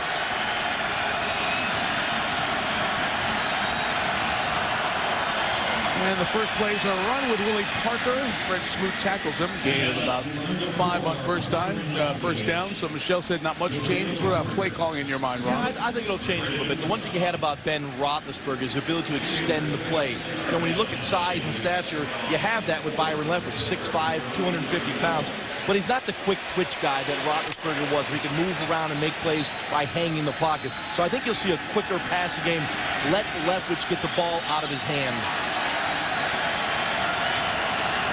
As Roethlisberger jogs back onto the field. Leftwich on 2nd and 4 gives it to Parker. Right at the first down line. Lee Torrance, the starting corner, made the tackle. I have rooting interest in this. Michael Wilbon is one of the idols of Byron Leftwich. Wilbon spoke at his high school. When he was just a kid, he said, I want to grow up to be just like you. And I thought, oh, my God, does this mean I have another guy on PTI I have to deal with? Well, didn't Byron tell him you'll be breaking me down someday on ESPN? Yeah. And we are. Yeah.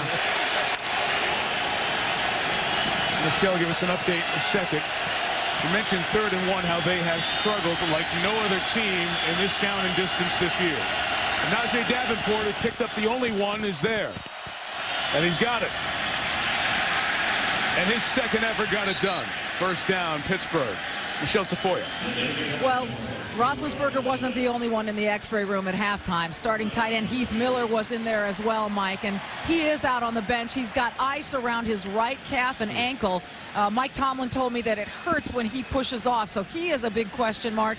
He could go if they needed him. His x-rays were negative, but as you can see there with that ice on it, it doesn't look promising. So we'll see a lot of Matt Spaeth in all likelihood at tight end, along with Sean McHugh. The Steelers dress 3 tight ends. Shane Miller's such a good tight end. He's been asked to block a lot because of all the pressure the Steelers have seen this year. So a first down done on the ground. The diving attempt is missed by Rocky McIntosh, and the deep ball to Nate Washington gets it to the 11, a pickup of 50 yards. That is 4 straight games with a big gain by Washington. Well, on first down, Nate Washington has been a big-time player. On first down, he has 6 catches for 153 yards and 2 touchdowns. What a play right there by Byron Leftwich. He saw the blitz coming in his face, did not flinch as Rocky McIntosh came flying over Willie Parker, grabbed his jersey, slid down the jersey. Look at Byron hang in the pocket. Finds Washington down the field, and there's the big, strong arm, able to launch the ball deep down the field.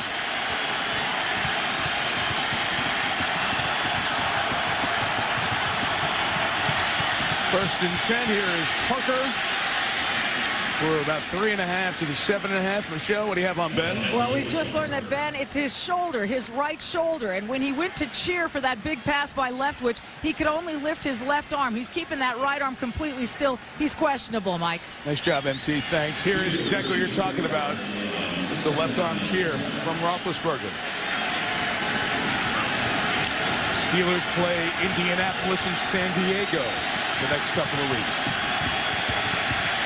The value of a veteran who started 46 NFL games. Leftwich.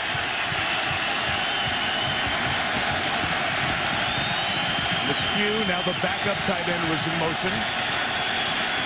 Leftwich throwing. Santonio Holmes tangles feet with Carlos Rogers.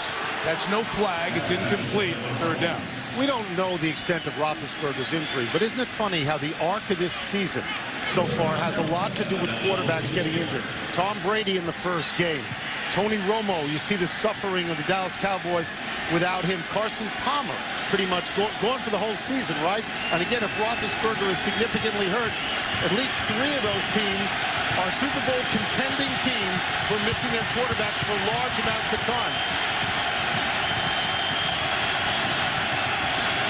First down, awaits at the 1. 4-man rush. Leftwich reloads, throws complete. That's going to be the first down from Milwaukee Moore. So the third down back, Moore got it. And it's first and goal, Pittsburgh. Once again, excellent poise by Byron Leftwich in the pocket. As the pocket was collapsing around him, here's what 6'5" can do for you. You see over the top, he's waiting on Moore, pumps once, pumps twice. Now he sees Moore and delivers a perfect throw. Moore goes up over Washington and makes the catch. People may have forgotten that when he was drafted by Jacksonville, I believe that was in the top 10 overall, right, Mike? He was a franchise quarterback. He got big money to go there. Yes, he got beaten out by David Garrard, but when he got out of college at Marshall, Leftwich was considered, if not a surefire prospect, a big-time prospect at quarterback. Well, he was a very good prospect, but he had that big, elongated delivery and lack of mobility. That's what's hurt him at the NFL level. He can spin the football, then, but you've seen a couple throws already. So he can't get rid of it fast enough? The problem is a little slow delivery, which allows defenders to get a pretty good jump on him. And it's one of the reasons I think he had a lot of ankle injuries during his career, because his feet would always be there in the pocket for guys to get at. Took a lot of hits. A nice drive here. Trey Essex in the game for the Steelers. And an extra lineman. First and goal. It is Parker. It is touchdown, Pittsburgh. And it feels like we're in Western Pennsylvania. It's a pretty impressive comeback in this game by the Pittsburgh Steelers. Almost out of it early. Their defense held on 2 circumstances. Held field goals for the Redskins when the Redskins were in striking distance. Gradually, they eroded that lead, came back with a big play of their own on a block punt. Now 2 touchdowns in a row. And domination on the offensive line right there on the goal line situation. We've talked about their inability to get short yardage. They got it there. The left side of the line dominated. Willie Parker, who had a very good first couple of weeks of the season, missed the last 4 with injury. Nice for him to get back in the end zone. Ooh, a knuckleball is no good. So there's very few extra points missed in the NFL this season, and Jeff Reed just missed one there for Pittsburgh. That could be big later on. It's a 10-point game. Roethlisberger out. Leftwich leads an 8-play, 72-yard touchdown drive.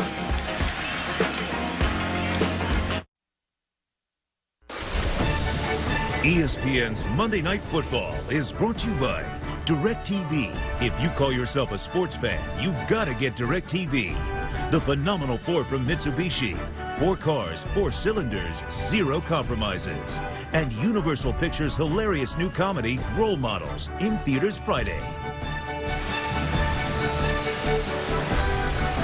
Well, they will truly be measuring the drapes for a new resident of 1600 Pennsylvania Avenue. I wonder what this night is like for the current president, for George Bush.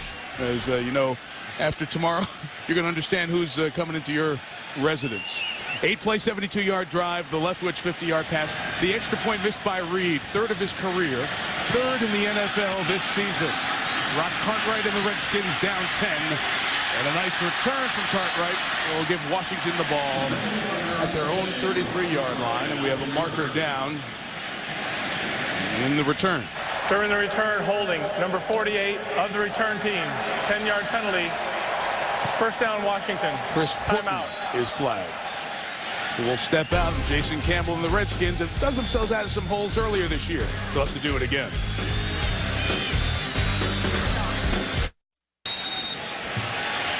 The Washington Redskins erased the deficit to come back and beat New Orleans, the home opener here, 29-24. Remember, Philadelphia, they fell behind very first quarter by a couple of scores to the Eagles. So they've dug themselves out of 10-point deficits already this year. Clinton Portis, his first carry, gain of a couple of yards. He had 36 in the first half. Yeah, Jason Campbell's been getting pummeled in the pocket here. No one open downfield. He takes a sack. Here, once again, meet me at the quarterback. Both linebackers here outside the pocket. Throw it away. Don't take a sack when you're out of the perimeter outside the pocket. Once again here, John Jansen getting beat by Lamar Woodley. Right now, Jason Campbell not playing well at the quarterback position, but as Mike just alluded to, he's rallied his team twice this season. Second down, going down again. Lamar Woodley, 5 sacks for the Steelers, and Campbell thrown to the ground. He slowly picks himself up. The one thing you can't replicate, you can practice this all you want. You can draw things on the board. You can't replicate the speed with which these linebackers attack the quarterback. You see the athleticism of Lamar Woodley, then that quick stepper there. Watch him, just quick right on top of Jason Campbell. You can practice all you want. You can't replicate that. Woodley and Harrison getting close to a combined 20 sacks, and Dick LeBeau, the 70-year-old defensive coordinator, a half-century of consecutive service in the league, dialing him up one more time. Campbell comes back the other way, not going anywhere. That pass for Portis. It'll be 4th down, and the Redskins will kick it. Dick LeBeau's defense, they have set the standard year in, year out in this league. And Washington just 1 first down in its last 7 possessions. Yeah, Dick LeBeau has been terrific at dialing up his fire zones, and he really is the father of the blitz scheme. You know, I talk about Sid Gilman, the father of the modern-day passing game. When you talk about the zone blitz schemes, they've been about Dick LeBeau. Brian Plackemeier had a punt blocked in the first half that led to the last Pittsburgh touchdown.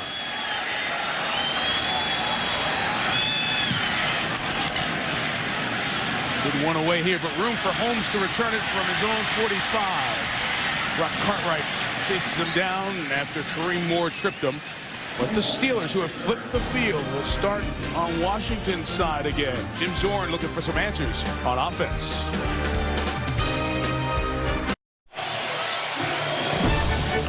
Beautiful Jefferson Memorial here in D.C. We're technically not in D.C. We're in Landover, Maryland. A dozen miles or an hour drive at the wrong time away from those beautiful monuments. Byron Leftwich in at quarterback. Ben Roethlisberger's shoulder injury in the first half. Finished the half, gave him the lead. Leftwich scored in the first drive of the quarter. London Fletcher dragging down Willie Parker. Another good game for Fletcher. Big defensive series for the Redskins. They've been on the field an awful lot this evening right now. You see their offense struggling. The defense has to make a play. See those numbers go by for Washington. Anemic 61 yards, 0 of 9 in third down conversions. And there's one you don't see drives without a first down. Wow. Steeler defense living up to its stat line. Best in the league.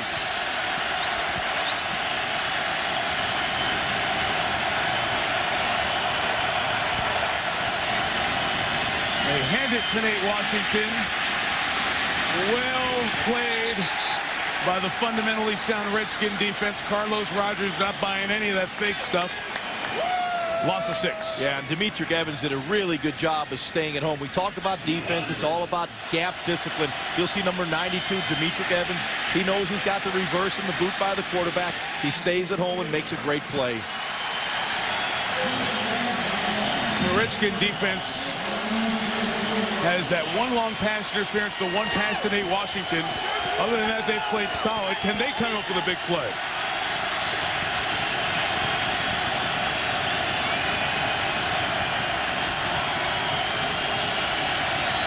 Run more.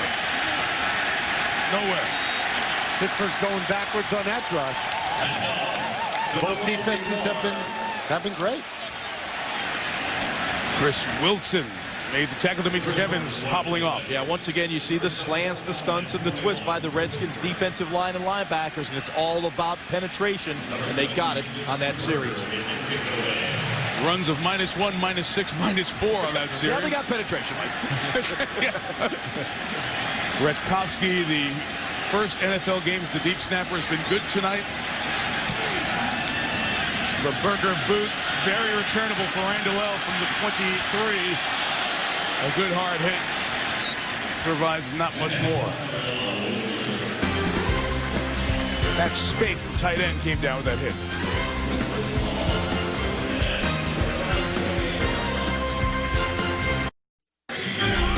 Next Monday night to the desert. See if Mike Singletary and Frank Gore can wake up the 49ers. What are you looking at, Kornheiser? I thought you were going to go, let's see if Mike Singletary can keep all his clothes on. That's what I was hoping you were going there.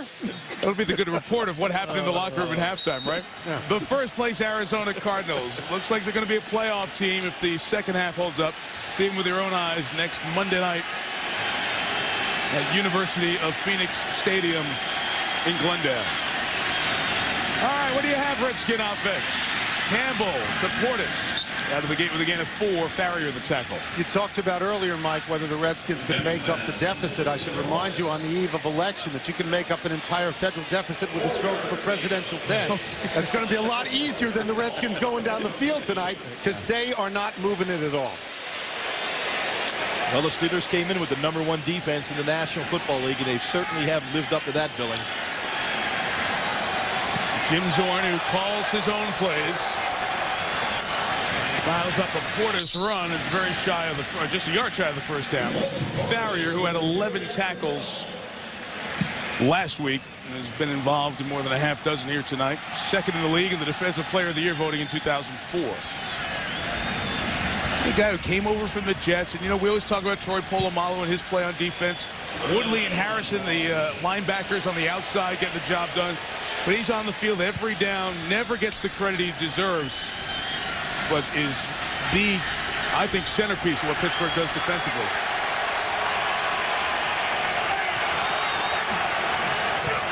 Third and 1. Cooley coming with Campbell.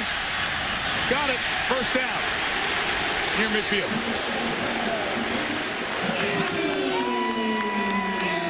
Fourth first down of the half, Washington.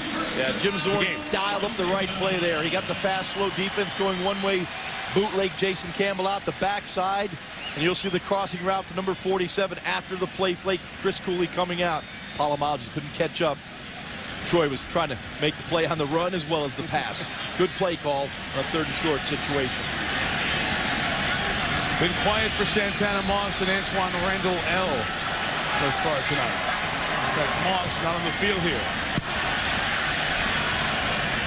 Portis with a run at Chris Hope. Did a nice job when Casey Hampton was out playing the nose. Makes the tackle there. Now to Brigham Young. Zorn calling plays. Said he wanted to be a play caller. Told us, he said, I feel I have, you know, the next play on the tip of my tongue all the time. That was the position he wanted. He thought he'd get it as offensive coordinator. I don't think he ever thought he would be the head coach of this team when they made him that offer.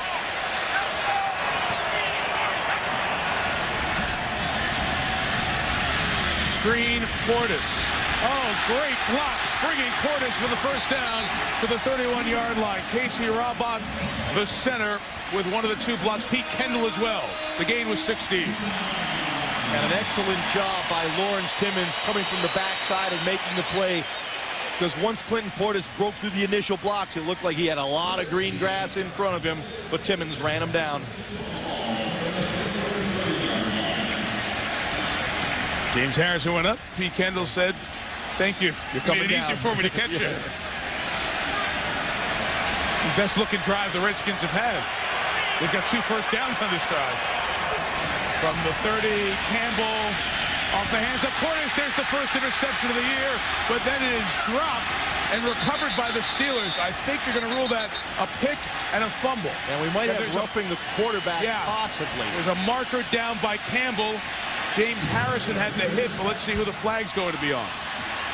Or holding against the Redskins. Yeah. First thing they have to decide, was it an interception and a fumble recovered by Pittsburgh? The ruling on the field is that the ball was intercepted. The holding by number 60 on the offense is declined. First down, Pittsburgh. Absolutely a clean interception and a fumble recovered by the Steelers. So that ends the streak of passes without an interception by Jason Campbell. Are you so sure of this? I am not totally convinced he had control of the football. Let's take a look. going to say yes. We'll see what the Redskins think about it during the timeout.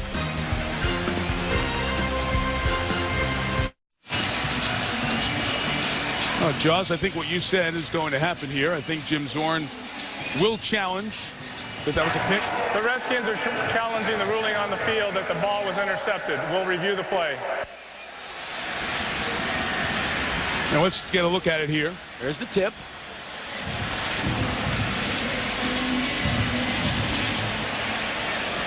I just don't see the complete control of the football. It looked like his hand was sliding down. Take a look at it from this angle. Got the football, bobbling it. You just don't see the control yet. That's about as close as you get, but the ball is still sliding out, and then Portis punches it out. I want you to watch it real speed, and I'll tell you about a conversation in a second. A couple of things. Did you think if that was an offensive player, would you say that was a reception? Keep that in mind. And secondly, Mike Pereira, I talked to him this week. He said you have to think about it real speed, not the super slow-mo looks that we give you on our show. Think about it. You decide. Timeout.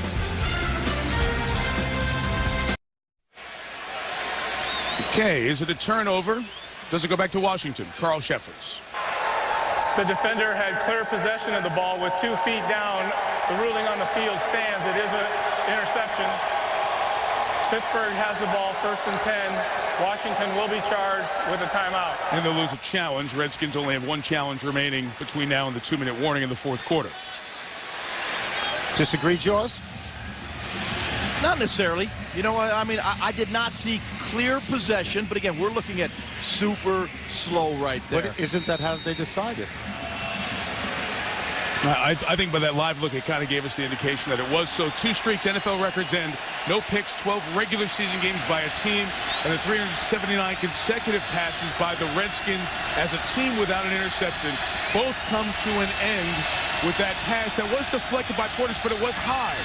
So you do blame the quarterback for not delivering in the right spot. Meantime, Leftwich is brought down by the good-looking rookie Chris Horton, taken with the 249th pick of this past year's draft.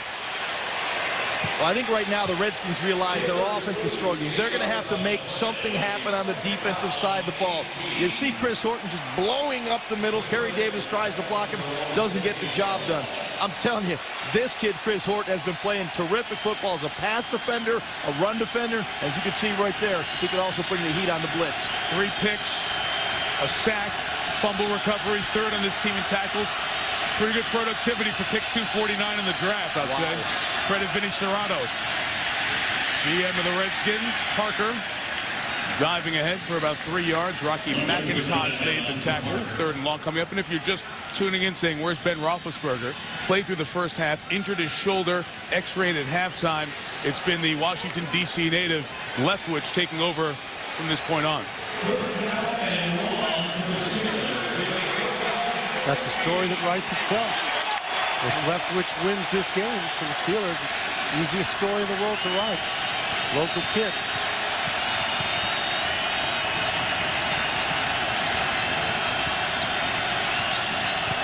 First down awaits at the 33. Here comes 6 Redskins.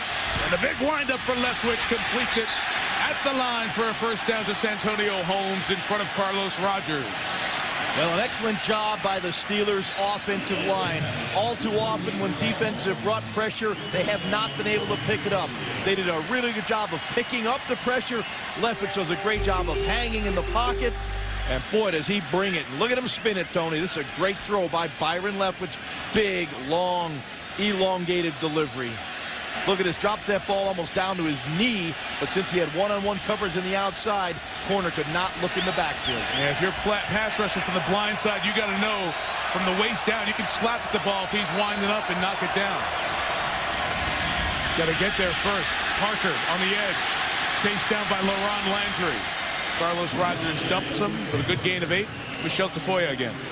Well, getting back to Ben Roethlisberger, again, the public relations people from the Steelers have said it's a shoulder and he's questionable. Obviously, he has not been back in the game. But a source, Mike, told me that when Ben went into the x-ray room at halftime, he said it felt like my shoulder popped out. So that's about the only indication we have as to exactly what happened to Ben Roethlisberger. It could have happened on that quarterback sneak before halftime, Mike. And Michelle, good point. You go back to the beginning of the season, and Ben had that shoulder that was bothering him after the Houston game, going into the Cleveland game. A slight separation of the AC joint of his shoulder. 2nd and 2. That is Horton again. All Pac-10 out of UCLA. Great game against St. Louis and New Orleans and Dallas, and here against Pittsburgh tonight. I want to go back to something with you, Jaws, if possible. So that motion that Leftwich has, right? That motion is too much for a quarterback. It's great for a baseball pitcher, but it's too much for a quarterback. It's a slow delivery, and corners can peer back into the backfield. They can see that ball drop down, and they can get a jump on the throw. It's just too slow, and I said at draft day he needed to quicken up his delivery. He is not. He got a strong arm, but he's got to get the ball out of his hand a lot quicker to be more consistent at this level. 4th game he's playing in this year. Complete to Moore. Got a block from Holmes. First down into Washington territory as the quarter comes to an end. Looks like he's playing pretty well. He's playing terrific, and I love this right here. He moves outside the pressure, finds Moore out in the flat. Excellent field vision, seeing the field with clarity. He made the 250-mile trip from Pittsburgh, and on the road, the Steelers lead by 10 after 3.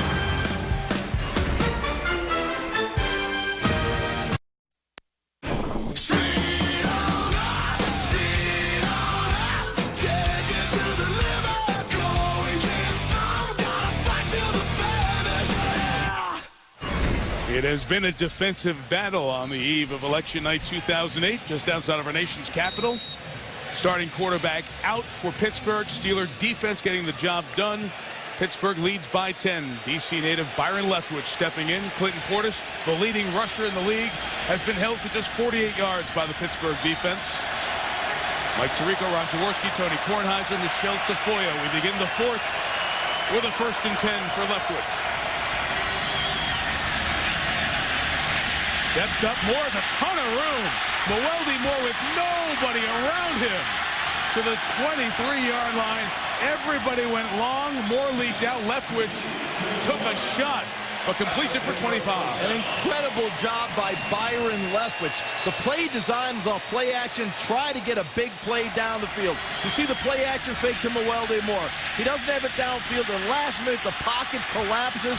Moeldy Moore checks out of the backfield and I'm going to say Roethlisberger, but it's not Roethlisberger. It's a play made by Byron Leftwich that looked like Ben Roethlisberger. Don't ever remember seeing somebody that open underneath. Gosh. Leftwich 5 of 6. Good numbers. And Moore takes it close to the red zone. What's on the table tonight? Steelers win. They lead the Ravens by a full game in the AFC North. Surprising start with John Harbaugh's team first half of the year. And the Redskins need to win this one to stay within a half game of the Giants. You see the imbalance with the byes. Washington's bye comes up this week. And then they play Dallas in a couple of weeks on Sunday night here. Listen to the noise in the stadium. It sounds like a home game for the Pittsburgh Steelers. It's very odd.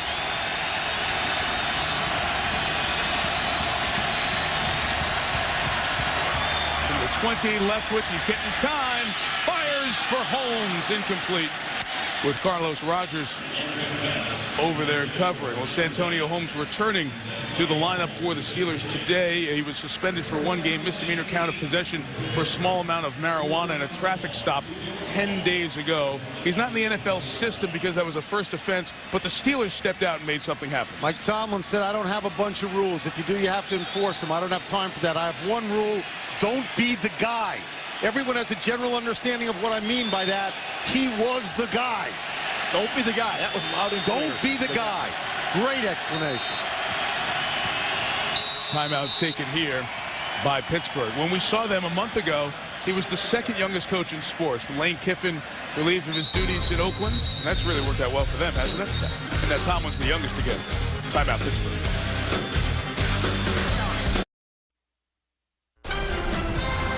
ESPN's Monday Night Football is brought to you by Ford, Drive One, Capital One Card Lab at CapitalOne.com. What's in your wallet? Soul Men, starring Samuel L. Jackson and Bernie Mac, in theaters Friday. And NFL.com. Vote for the 2009 Pro Bowl at NFL.com/Pro Bowl. 90,512 here in FedEx Field, and tonight's aerial coverage is provided by DirecTV. About 80,000 of them drove from Pittsburgh, it sounds like. And all of them are going in front of your house on the way by to slow your process home down. Exactly. Leftwich banged up on that big completion to Moore a moment ago. Third quarterback, Dennis Dixon, Oregon rookie, warming up. 3rd and 8. 4 in the pattern. Time again from Leftwich. Complete to Hines Ward. It did come down? No. Redskins trying to wave it off, but a strike by Leftwich. 1st and goal, Pittsburgh. Remind me again, which contender does the Steelers win favor? Which senator wins as a result of that? How's that work if the Steelers win? Who's it good for? Obama. Okay. And you see Ward had that arm underneath the ball. Excellent catch. Yep. Excellent throw by Byron Leftwich. Low into the outside where only his receiver could make a play. Hines Ward gets some numbers down to the football and makes the catch. Steelers up 10. Looking to add more. Llewellyn Moore took it to the 5. It was not exactly a transaction that stopped the NFL world when Llewellyn Moore signed with Mike Tomlin's team. But remember, Mike Tomlin is 1 year in Minnesota as the defensive coordinator for Brad Childress. Saw Moore as a 3rd down back there and was added to this team this year. And little did he know, Willie Parker gets hurt. And then in the Monday night game we had against Baltimore, there was a shot right away to Rashard Mendenhall on the first play of the second half by Ray Lewis that knocked Mendenhall out for the season, broke his shoulder. So Moore became the guy, and he did pretty well in those 3 starts. Over 300 yards. 2nd and goal. Hot to Holmes, who's got it for the touchdown.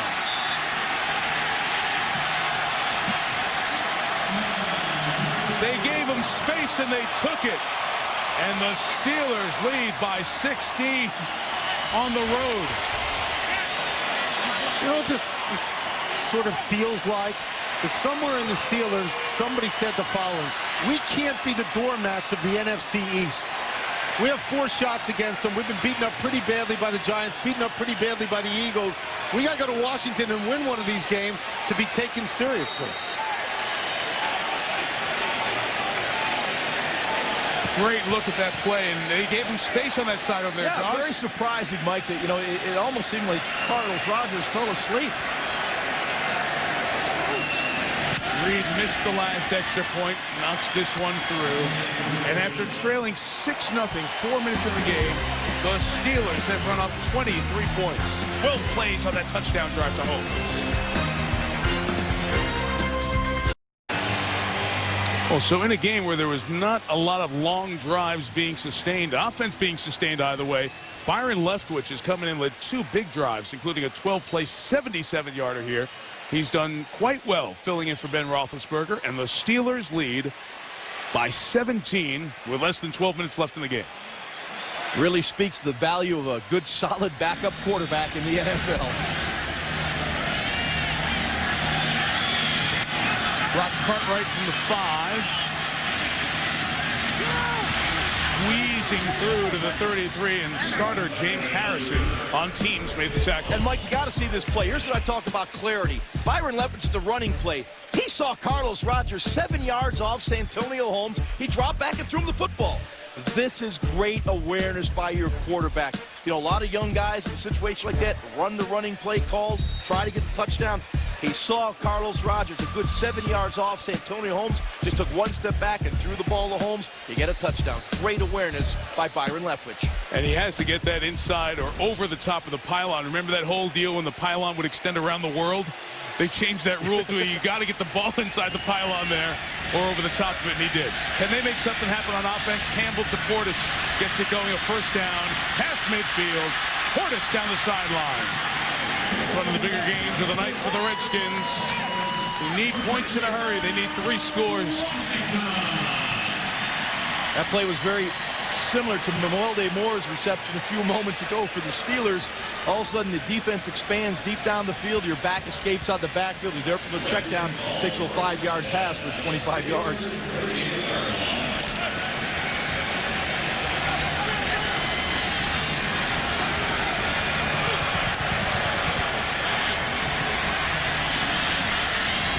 Campbell back to Portis. Was that ever caught? No, incomplete. Incomplete. Never secured by Portis. And they are unable to get the ball downfield. A continued absence of Santana Moss, who came into the game with a hamstring problem. We saw him for a good bit of the first half, but have seen almost none of Moss here in the second half. Yeah, and what I'm seeing consistently out of Jason Campbell this evening are high throws. High throws, bouncing off hands, got one interception. He's thrown a couple balls behind receivers. You know, when you throw the ball short, you don't want to throw it high because if it's tipped in the air, you're going to get interceptions. That's what happened earlier this half with Portis. Deep shot for the rookie. No chance for Devin Thomas to get around Ike Taylor. We have the penalty marker down. Holding, number 60, offense, 10-yard penalty. Repeat, second down. Chris Samuels, the left tackle. Well, right now, the Steelers defense, they can just kick their heels back and they can attack Jason Campbell. Those linebackers, James Harris and Lamar Woodley, coming off the edge, they are very, very difficult when they have to play the run and the pass. When they can just attack the quarterback, look out. They love playing in a known situation, knowing the quarterback must throw the football.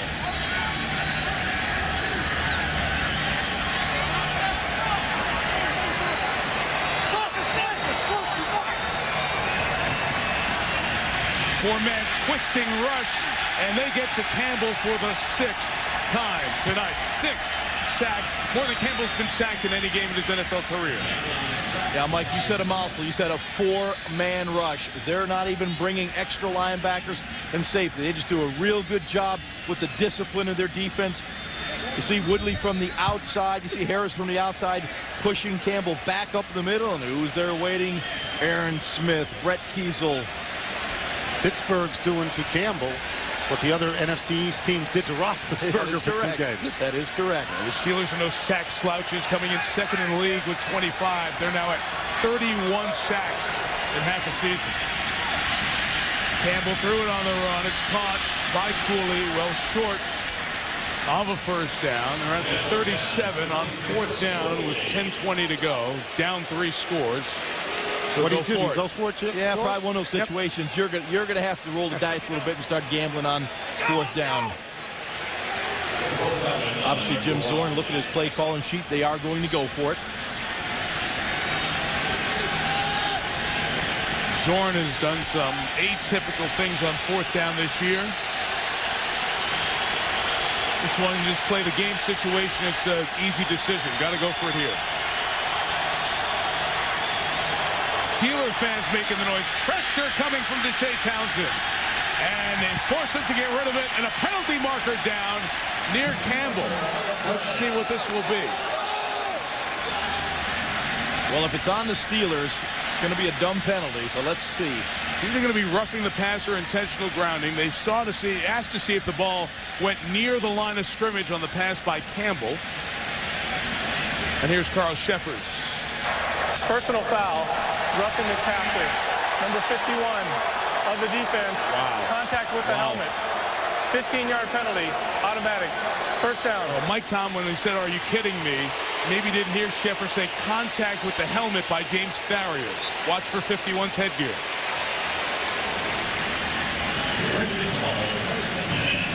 It's helmet-to-helmet contact, and by the rule book, that's automatic. What you call. It's automatic, right? You have to call, George? Yes. Helmet-to-helmet contact is going to be called. Not a pansy league situation? No. You can see Jason Campbell got jarred. It's helmet-to-helmet. They're going to call that, and that is the right call. So on first down, the hot out to Devin Thomas, who is taken out by William Gay. Lost some yards. And what a tremendous play by William Gay on the quick screen. Avoided the block and made the play for a loss. This Steeler defense is flying tonight. Mike Tomlin 3 times. We only have the camera on him 3 times. Are you kidding me? Are you kidding? No, we're not kidding. It was helmet to helmet. You could lift it.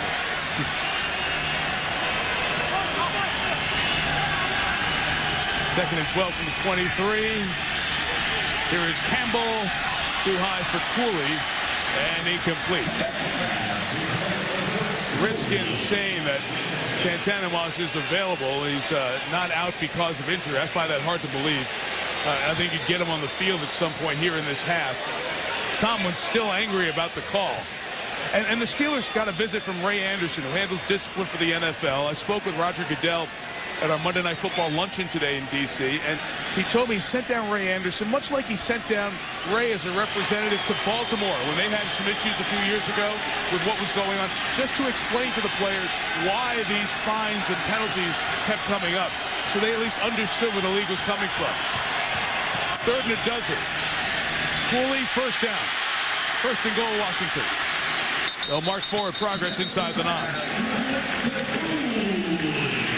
You know, I talked to myself a lot, so I was saying, where's Chris Cooley been? Finally, they get to Chris Cooley. It's great that you talk to yourself a lot. We can put you in a subway car and let you go up and down. Just talking to yourself, scaring all the other passengers. And here's the frustration bubbling on the Pittsburgh sideline. We had them off the field with a blitz. Hadn't blitzed much. Now we got them off the field. And that was helmet-to-helmet contact by the book. It's an exact call, a correct call, I should say. Now, are they going to come and score and change the tempo of the game? Portis sent out as a wide receiver and a timeout taken here.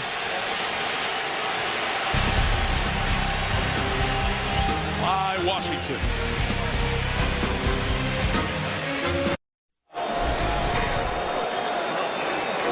What's up? Stuart Scott with the Sports Center right now. Up next on ESPN, Steve Young and Emmitt Smith join me for the GMC Sierra postgame show to break down tonight's game. And don't miss Boomer's interview with John McCain and Barack Obama, only on Sports Center and only after the game. Mike?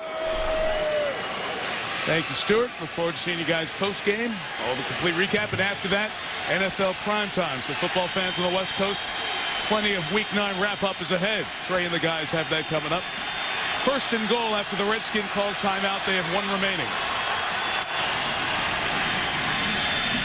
Campbell had nothing to go to, so tried to swing it to the outlet. Portis, who couldn't catch it, and it was incomplete. This drive kept alive, as we mentioned earlier, by the helmet-to-helmet contact. James Farrier on Jason Campbell. You see he's leading with that helmet. Mike Tomlin, not only on the play, not only during the timeout, continued the conversation with Carl Sheffers, the referee, who finally came and said, look, well, number one, you got to get back. And number two, here's the explanation. When you look at it on film, by the book, it's the right call. I feel like the Steelers think that they are being singled out, and they feel like they're always the ones getting the flags. But it is consistent around the league. We have no dog in the fight. Portis up the middle to the 6. And you have an interesting choice to keep in the back of your mind here if you're Washington. If you don't get in on this play, you need the field goal. You kick the field goal. You get it, make it a 23-9 game, 2 touchdowns behind. You're going to need 3 scores no matter what. So if you got to take 3, you take it right here. And we've seen coaches this year think, well, I'm down here. Am I going to get down here again? You keep the game extended as long as possible. You can always get caught up in the emotion, but you got to understand the score, and you want to make it from a 3-score game to a 2-score game. That's simple. You're going to need 3 scores to get back in this ball game or get the lead in the ball game. I pick up the tempo, too, because you only have 1 timeout. Here's the 3rd down. Campbell taking off. Can he get there? Yes. Touchdown. Polamalu says challenge it right away. Solves their problem with the field goal. I don't know. It's where the ball is when his knee hits, and the Steeler defenders are telling their coach, flag this baby. No, he's a yard short. Not even a yard short. It's like Vinny Testaverde's phantom touchdown against the Seahawks many years ago. At the Meadowlands. Yes. Tomlin's got the flag in hand. Well, that's not a score. And he's challenged it. So this will be challenged, and it'll be 4th and goal at the 1. Does the defender touch him to the ground? Yes, he pushes him down. I think he pushed him in the back to knock him down. We'll have to check that one more time. Does Kiesel get his hands on him? Pittsburgh is challenging the ruling on the field of a touchdown. We'll review the play. If Campbell went down under his own volition and then rolled into the end zone, it would not be deemed a tackle.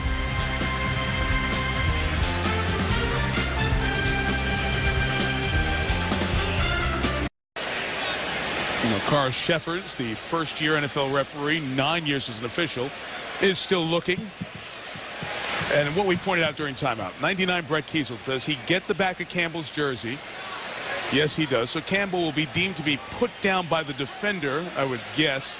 inside the 1 at about the half-yard line. I'm going to say about 18 inches short because, yeah, if he didn't touch him, he could slide in because he did not slide. He dove. If that happens, and now you have, I know you need 3 scores, but now you're tantalizingly close to the goal line. Good question. What happens? Do you take the field goal or do you go for the touchdown, presuming that they ruled that that was a legal tackle? This is when coaches earn their money in the National Football League.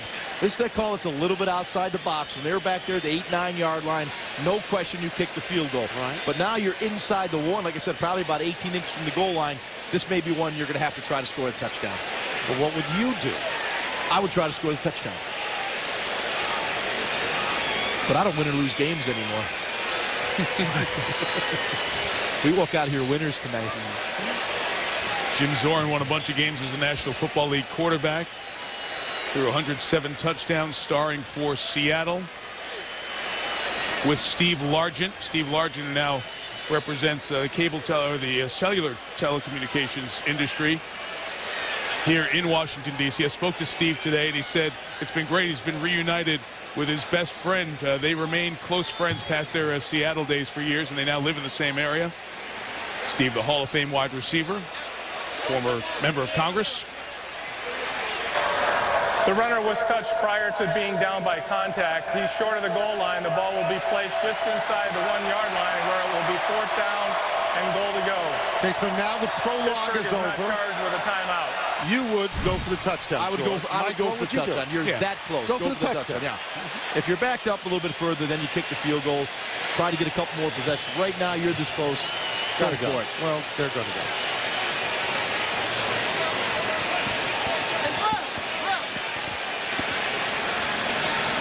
So it'll be 4th and goal for the Redskins. Remember, Washington only has 1 timeout. They've got a great big old fullback in Mike Sellers, his 9th year out of Walla Walla Community College. He's 280-plus pounds, number 45 for the Redskins. If he doesn't carry the ball, he'll clear a hole the size of your driveway.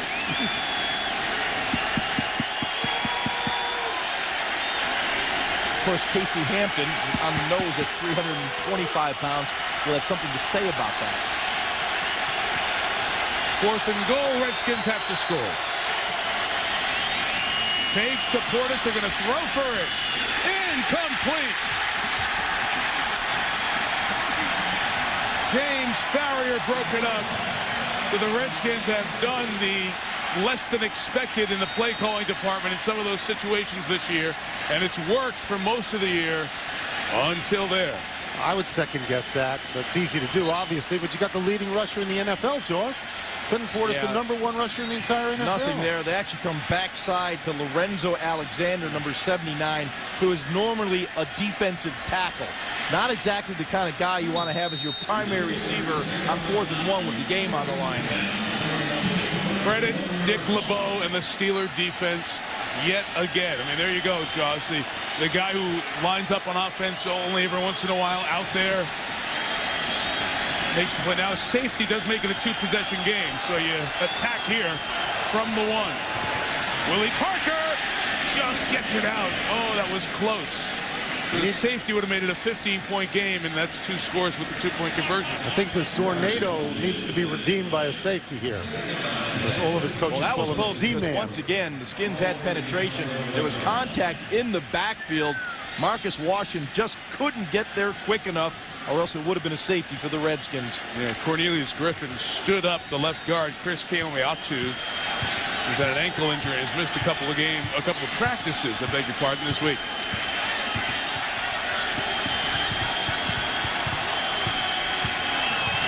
Brad Parker again, he gets out past the 1-yard line, close to the 2. Rocky McIntosh the tackle. 6 minutes left. You know, guys, I mentioned Dick LeBeau and the Steeler defense, and then another job they've done tonight. They may be back on the field here in a minute. And Polamalu and all those guys get the attention year after year. And even London Fletcher, playing defense for the Redskins tonight, had a year with Dick LeBeau in Buffalo. Well, they were both in Buffalo, and he said, man, that guy has seen it all in his half-century in the NFL. Back to the Eisenhower administration, if you will. They said if you draw it up on offense, he's got an answer for it. He's got an answer. He can answer anything you throw at him. You're prepared. And boy, LeBeau's just a genius on that side of the ball. 3rd and 9. Pressure on Leftwich. Incomplete. Intended for Holmes, and they'll punch from out of their own end zone with 5:27 to go. I'm totally breathless on this. I saved up all day to ask you who was the president when Dick LeBeau first broke into the league. Where are you going to? That's where I was going, and then you just give me the Eisenhower administration. I am done for the night. That's it. I'm done. I was going to say Dwight David Eisenhower, and you anticipated that. Talk about presaging all night long. Is that the thing that you were burying me in the meeting? I got you on one. Thanks. Yes. Cover your notes next time. A flop job by the punter Berger. Randall returning to the 31, so only a minute runs off the clock, and Washington gets the ball back. A return of 9, a net of 29. Just put some perspective here, guys, on Dick LeBeau over this half century in the NFL. 14 seasons a player with the Lions. Still tied for 7th all-time career picks in the league. 36th season in coaching. He was the Bengals head coach unsuccessfully for 3 years. Then came back to Pittsburgh. Since he's been back, every year their defense has been ranked in the top 10. And given his injury or his career with the interceptions, plus what he's done, bringing that zone blitz into the NFL, Ron, if there's not a place in the Pro Football Hall of Fame for Dick LeBeau, then why do we honor the best of all-time contributors to the game in camp? Couldn't agree with you more. His contribution to the game has been absolutely incredible. William Gay was injured on that punt return for the Steelers, so they're checking on William on the field. While they do that, we'll step out for a moment.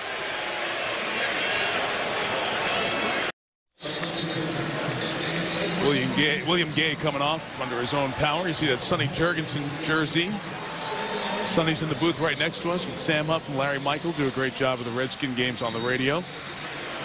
Sonny and Sam probably played against Dick LeBeau, right? Yeah, probably, yeah. Could be. Could very well be. There's Sonny. Saw him before the game, smoking a cigar out here right behind us. I think Riggo's sitting behind him, right? John Riggins back there. Riggins back up there in the booth. John. On the ESPN affiliate here in the nation's capital. Carrying the Redskins game on Redskin Radio. Blitz coming from Anthony Madison. And Campbell able to get it to Portis to the 21. And being near first down yards for the NFL's leading rusher, Portis, tonight. It has been more through the air than on the ground. They shut his ground game down. 13 carries, 51 yards. He is 64 as a receiver tonight. Campbell to Cooling. Barrier tackle at the 13, and the Redskins in no-huddle mode the rest of the way. You're going to have to score quickly. They understand that part, but you got to get the score first.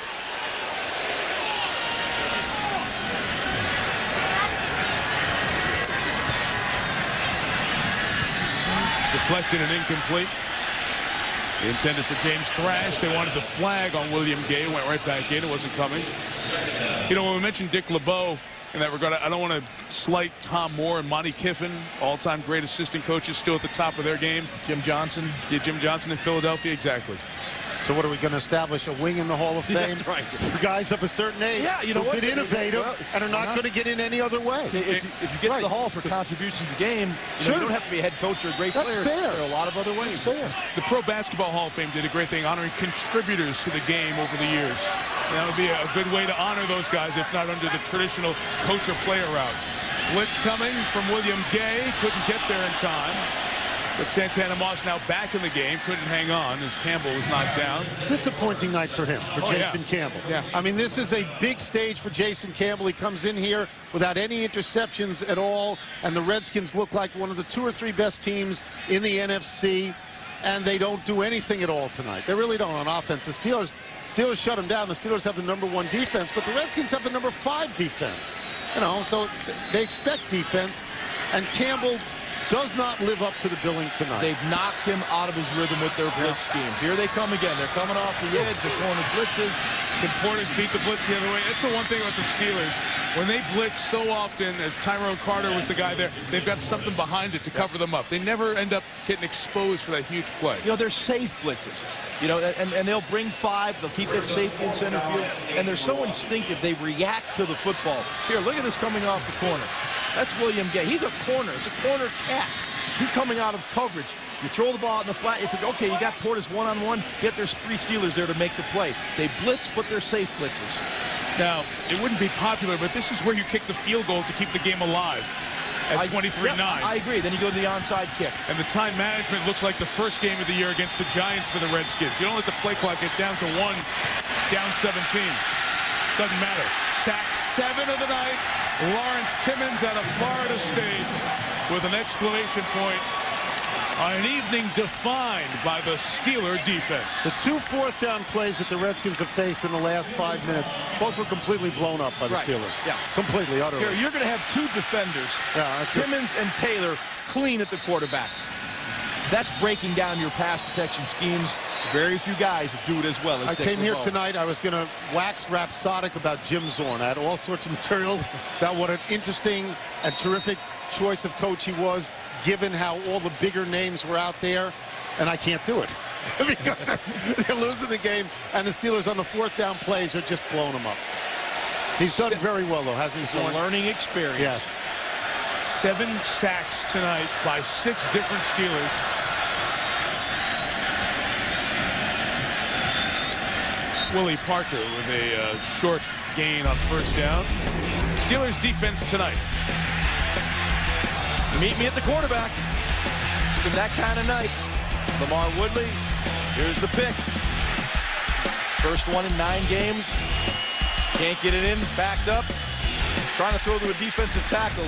Got to question that design. Here's what the Steelers do tonight. The Steelers reassert themselves in the conversation as a Super Bowl team. It's a very big win on the road in the NFC East. They are back in the picture, and on SportsCenter, they're not going to be also played yesterday. Well, with this defense, they can win any football game. I don't care who your quarterback is, who your running backs are. This is a dominant But I mean, defense. Tennessee's ahead of them. Timeout taken by the Redskins, and you see Dan Rooney, his dad, the late Art Rooney, purchased the team for $2,500 in 1933. Now it's among the flagship franchises in the league, worth almost $1 billion. The chief, Art Sr., founded this franchise in the early 30s. Team president, still handing the reins over to Dan in 75, who ran the team till 2002.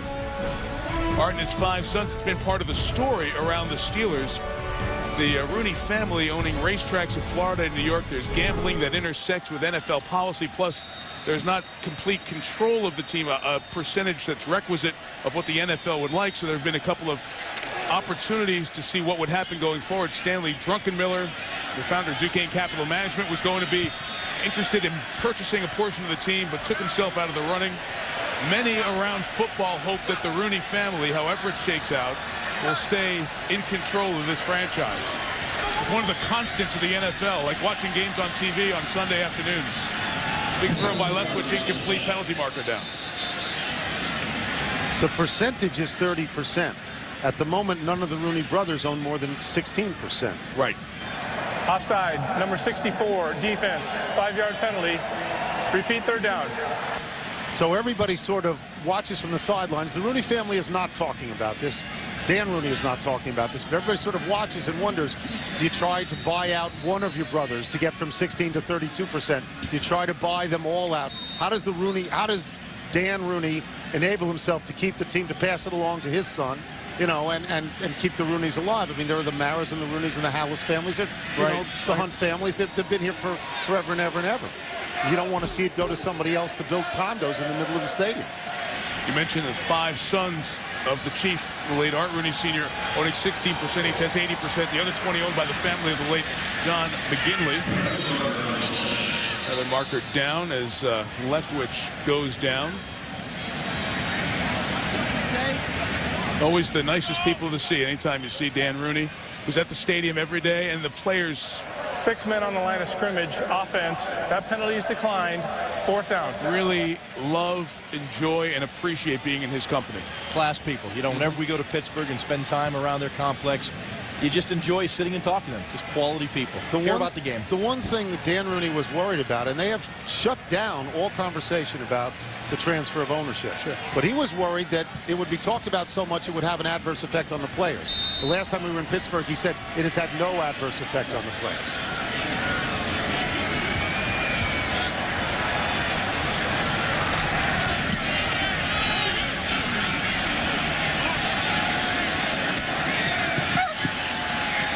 Antoine Randall just dancing out of bounds. It was well covered by the Steelers special teams. Dancing. Maybe Jason Taylor could give him some tips, and he too could be on Dancing with the Stars next year. They hope to get Taylor back after the bye week that is coming up for the Redskins, with the Cowboys coming on in here. And all the division games in the NFC East here in Washington for the Redskins the rest of the way. They've gone to the Giants and lost in the kickoff of the 08 season. Won at Dallas by 2, then won at Philadelphia the very next week by 6. And here is the rest of the way. Their ats are not the hardest ats in the history of mankind. Well, a win tonight would have set them up. That short trip out of the Beltway over here to play the Ravens is going to be a tough one. John Harbaugh done a very good job. His team will be a game behind the Steelers atop the AFC North. In a couple of minutes, Devin Thomas, the second-round pick, rookie out of Michigan State. After he was drafted, his dad, a 15-year machinist at Ford, decided to retire. Hoping his son will have a big, strong career in the league. Campbell's last pass before the 2-minute warning, intended for Randall, who slipped down and incomplete. Well, we'll sneak one more in. 2:01 to go. Mike, you're showing that NFC East. I'm sure Philadelphia Eagles are happy to see the Redskins go down. This one tightens up their position right now. Oh, you mean Philadelphia, really? The city of champions? The city of champions. Why would you mention Philadelphia? Well, congratulations to the Phillies. They follow the soul. That's right. That's right. Thank you for the obligatory soul mention. Don't you think it was nice that the Soul had the parade in Philadelphia just to set the tone? To warm it up. And the Arena Championship and the Major League Baseball Championship. It was good planning exercise. Yeah, they had a few more people than the Soul did, I might. Clinton Portis will get a first down. He's taken down. Be careful there. And James Farrior, and counting tackles tonight. Farrier's has as many as anybody. That is a 2-minute warning. And we're closer to the voting in Dixonville Notch, New Hampshire. Starts in 16 minutes at midnight. It's been a night for the defense for the black and gold.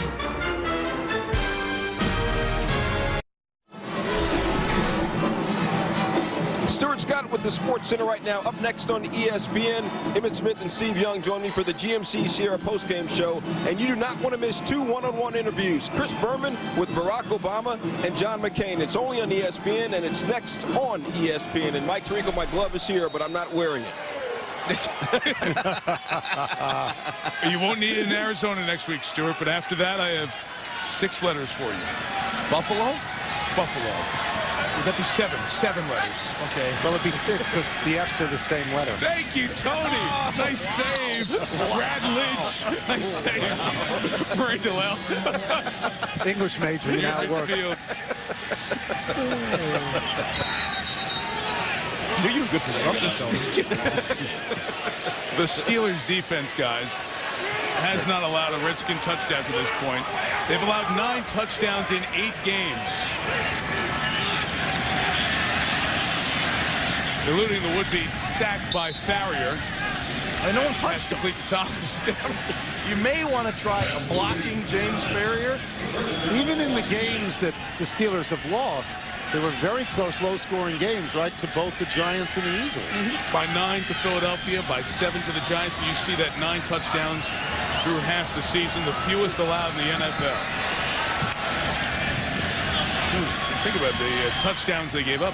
1 in each of their losses. And Mike Tomlin, the 36-year-old head coach, going to improve his record through a season and a half to 16-8.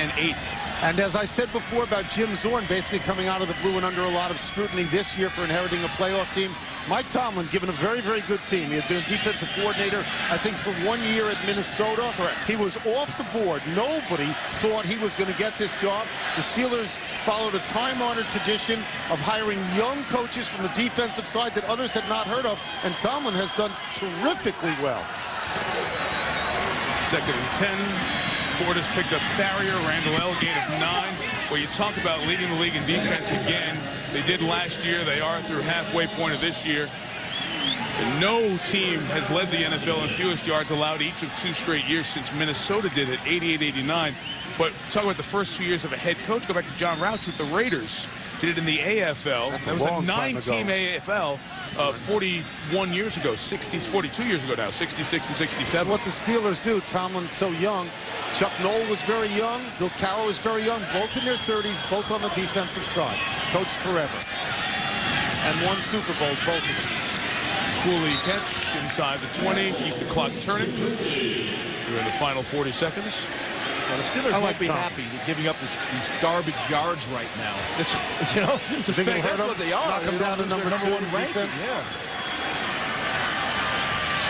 Campbell's pass broken up by Polamalu, incomplete. Before we get out of here, guys, you know, the value, as you said, Ron, of having a backup. Roethlisberger goes out at halftime, and Byron Leftwich comes in, leads 2 touchdown drives, proves to be the big difference in this game. And for a guy who's from this area, who came here a couple of years ago with Jacksonville and lost, but played very well in a 36-30 loss.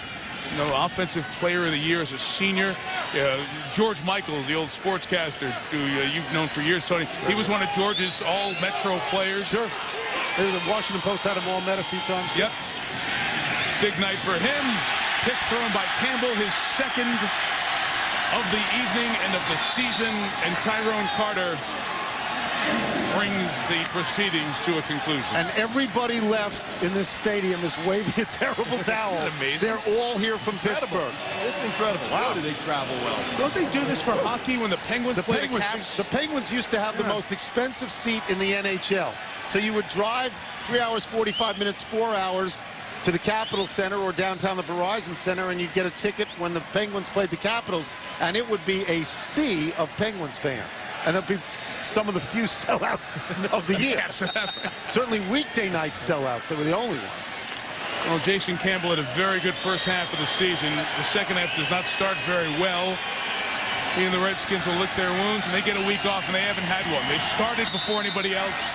Their bye comes at the end of the bye window. They'll need the week off. Just the small things like Troy Polamalu, the safety, as the extra guy back there in the victory formation. That's the way to do it. I want a guy who's going to tackle back there. You mean not a wide receiver, Mike? I never understand when I see that in the victory formation, Ron. I'm on board with you. 23-6. Convincing win for the Steelers. Get their first win over an NFC East team this year.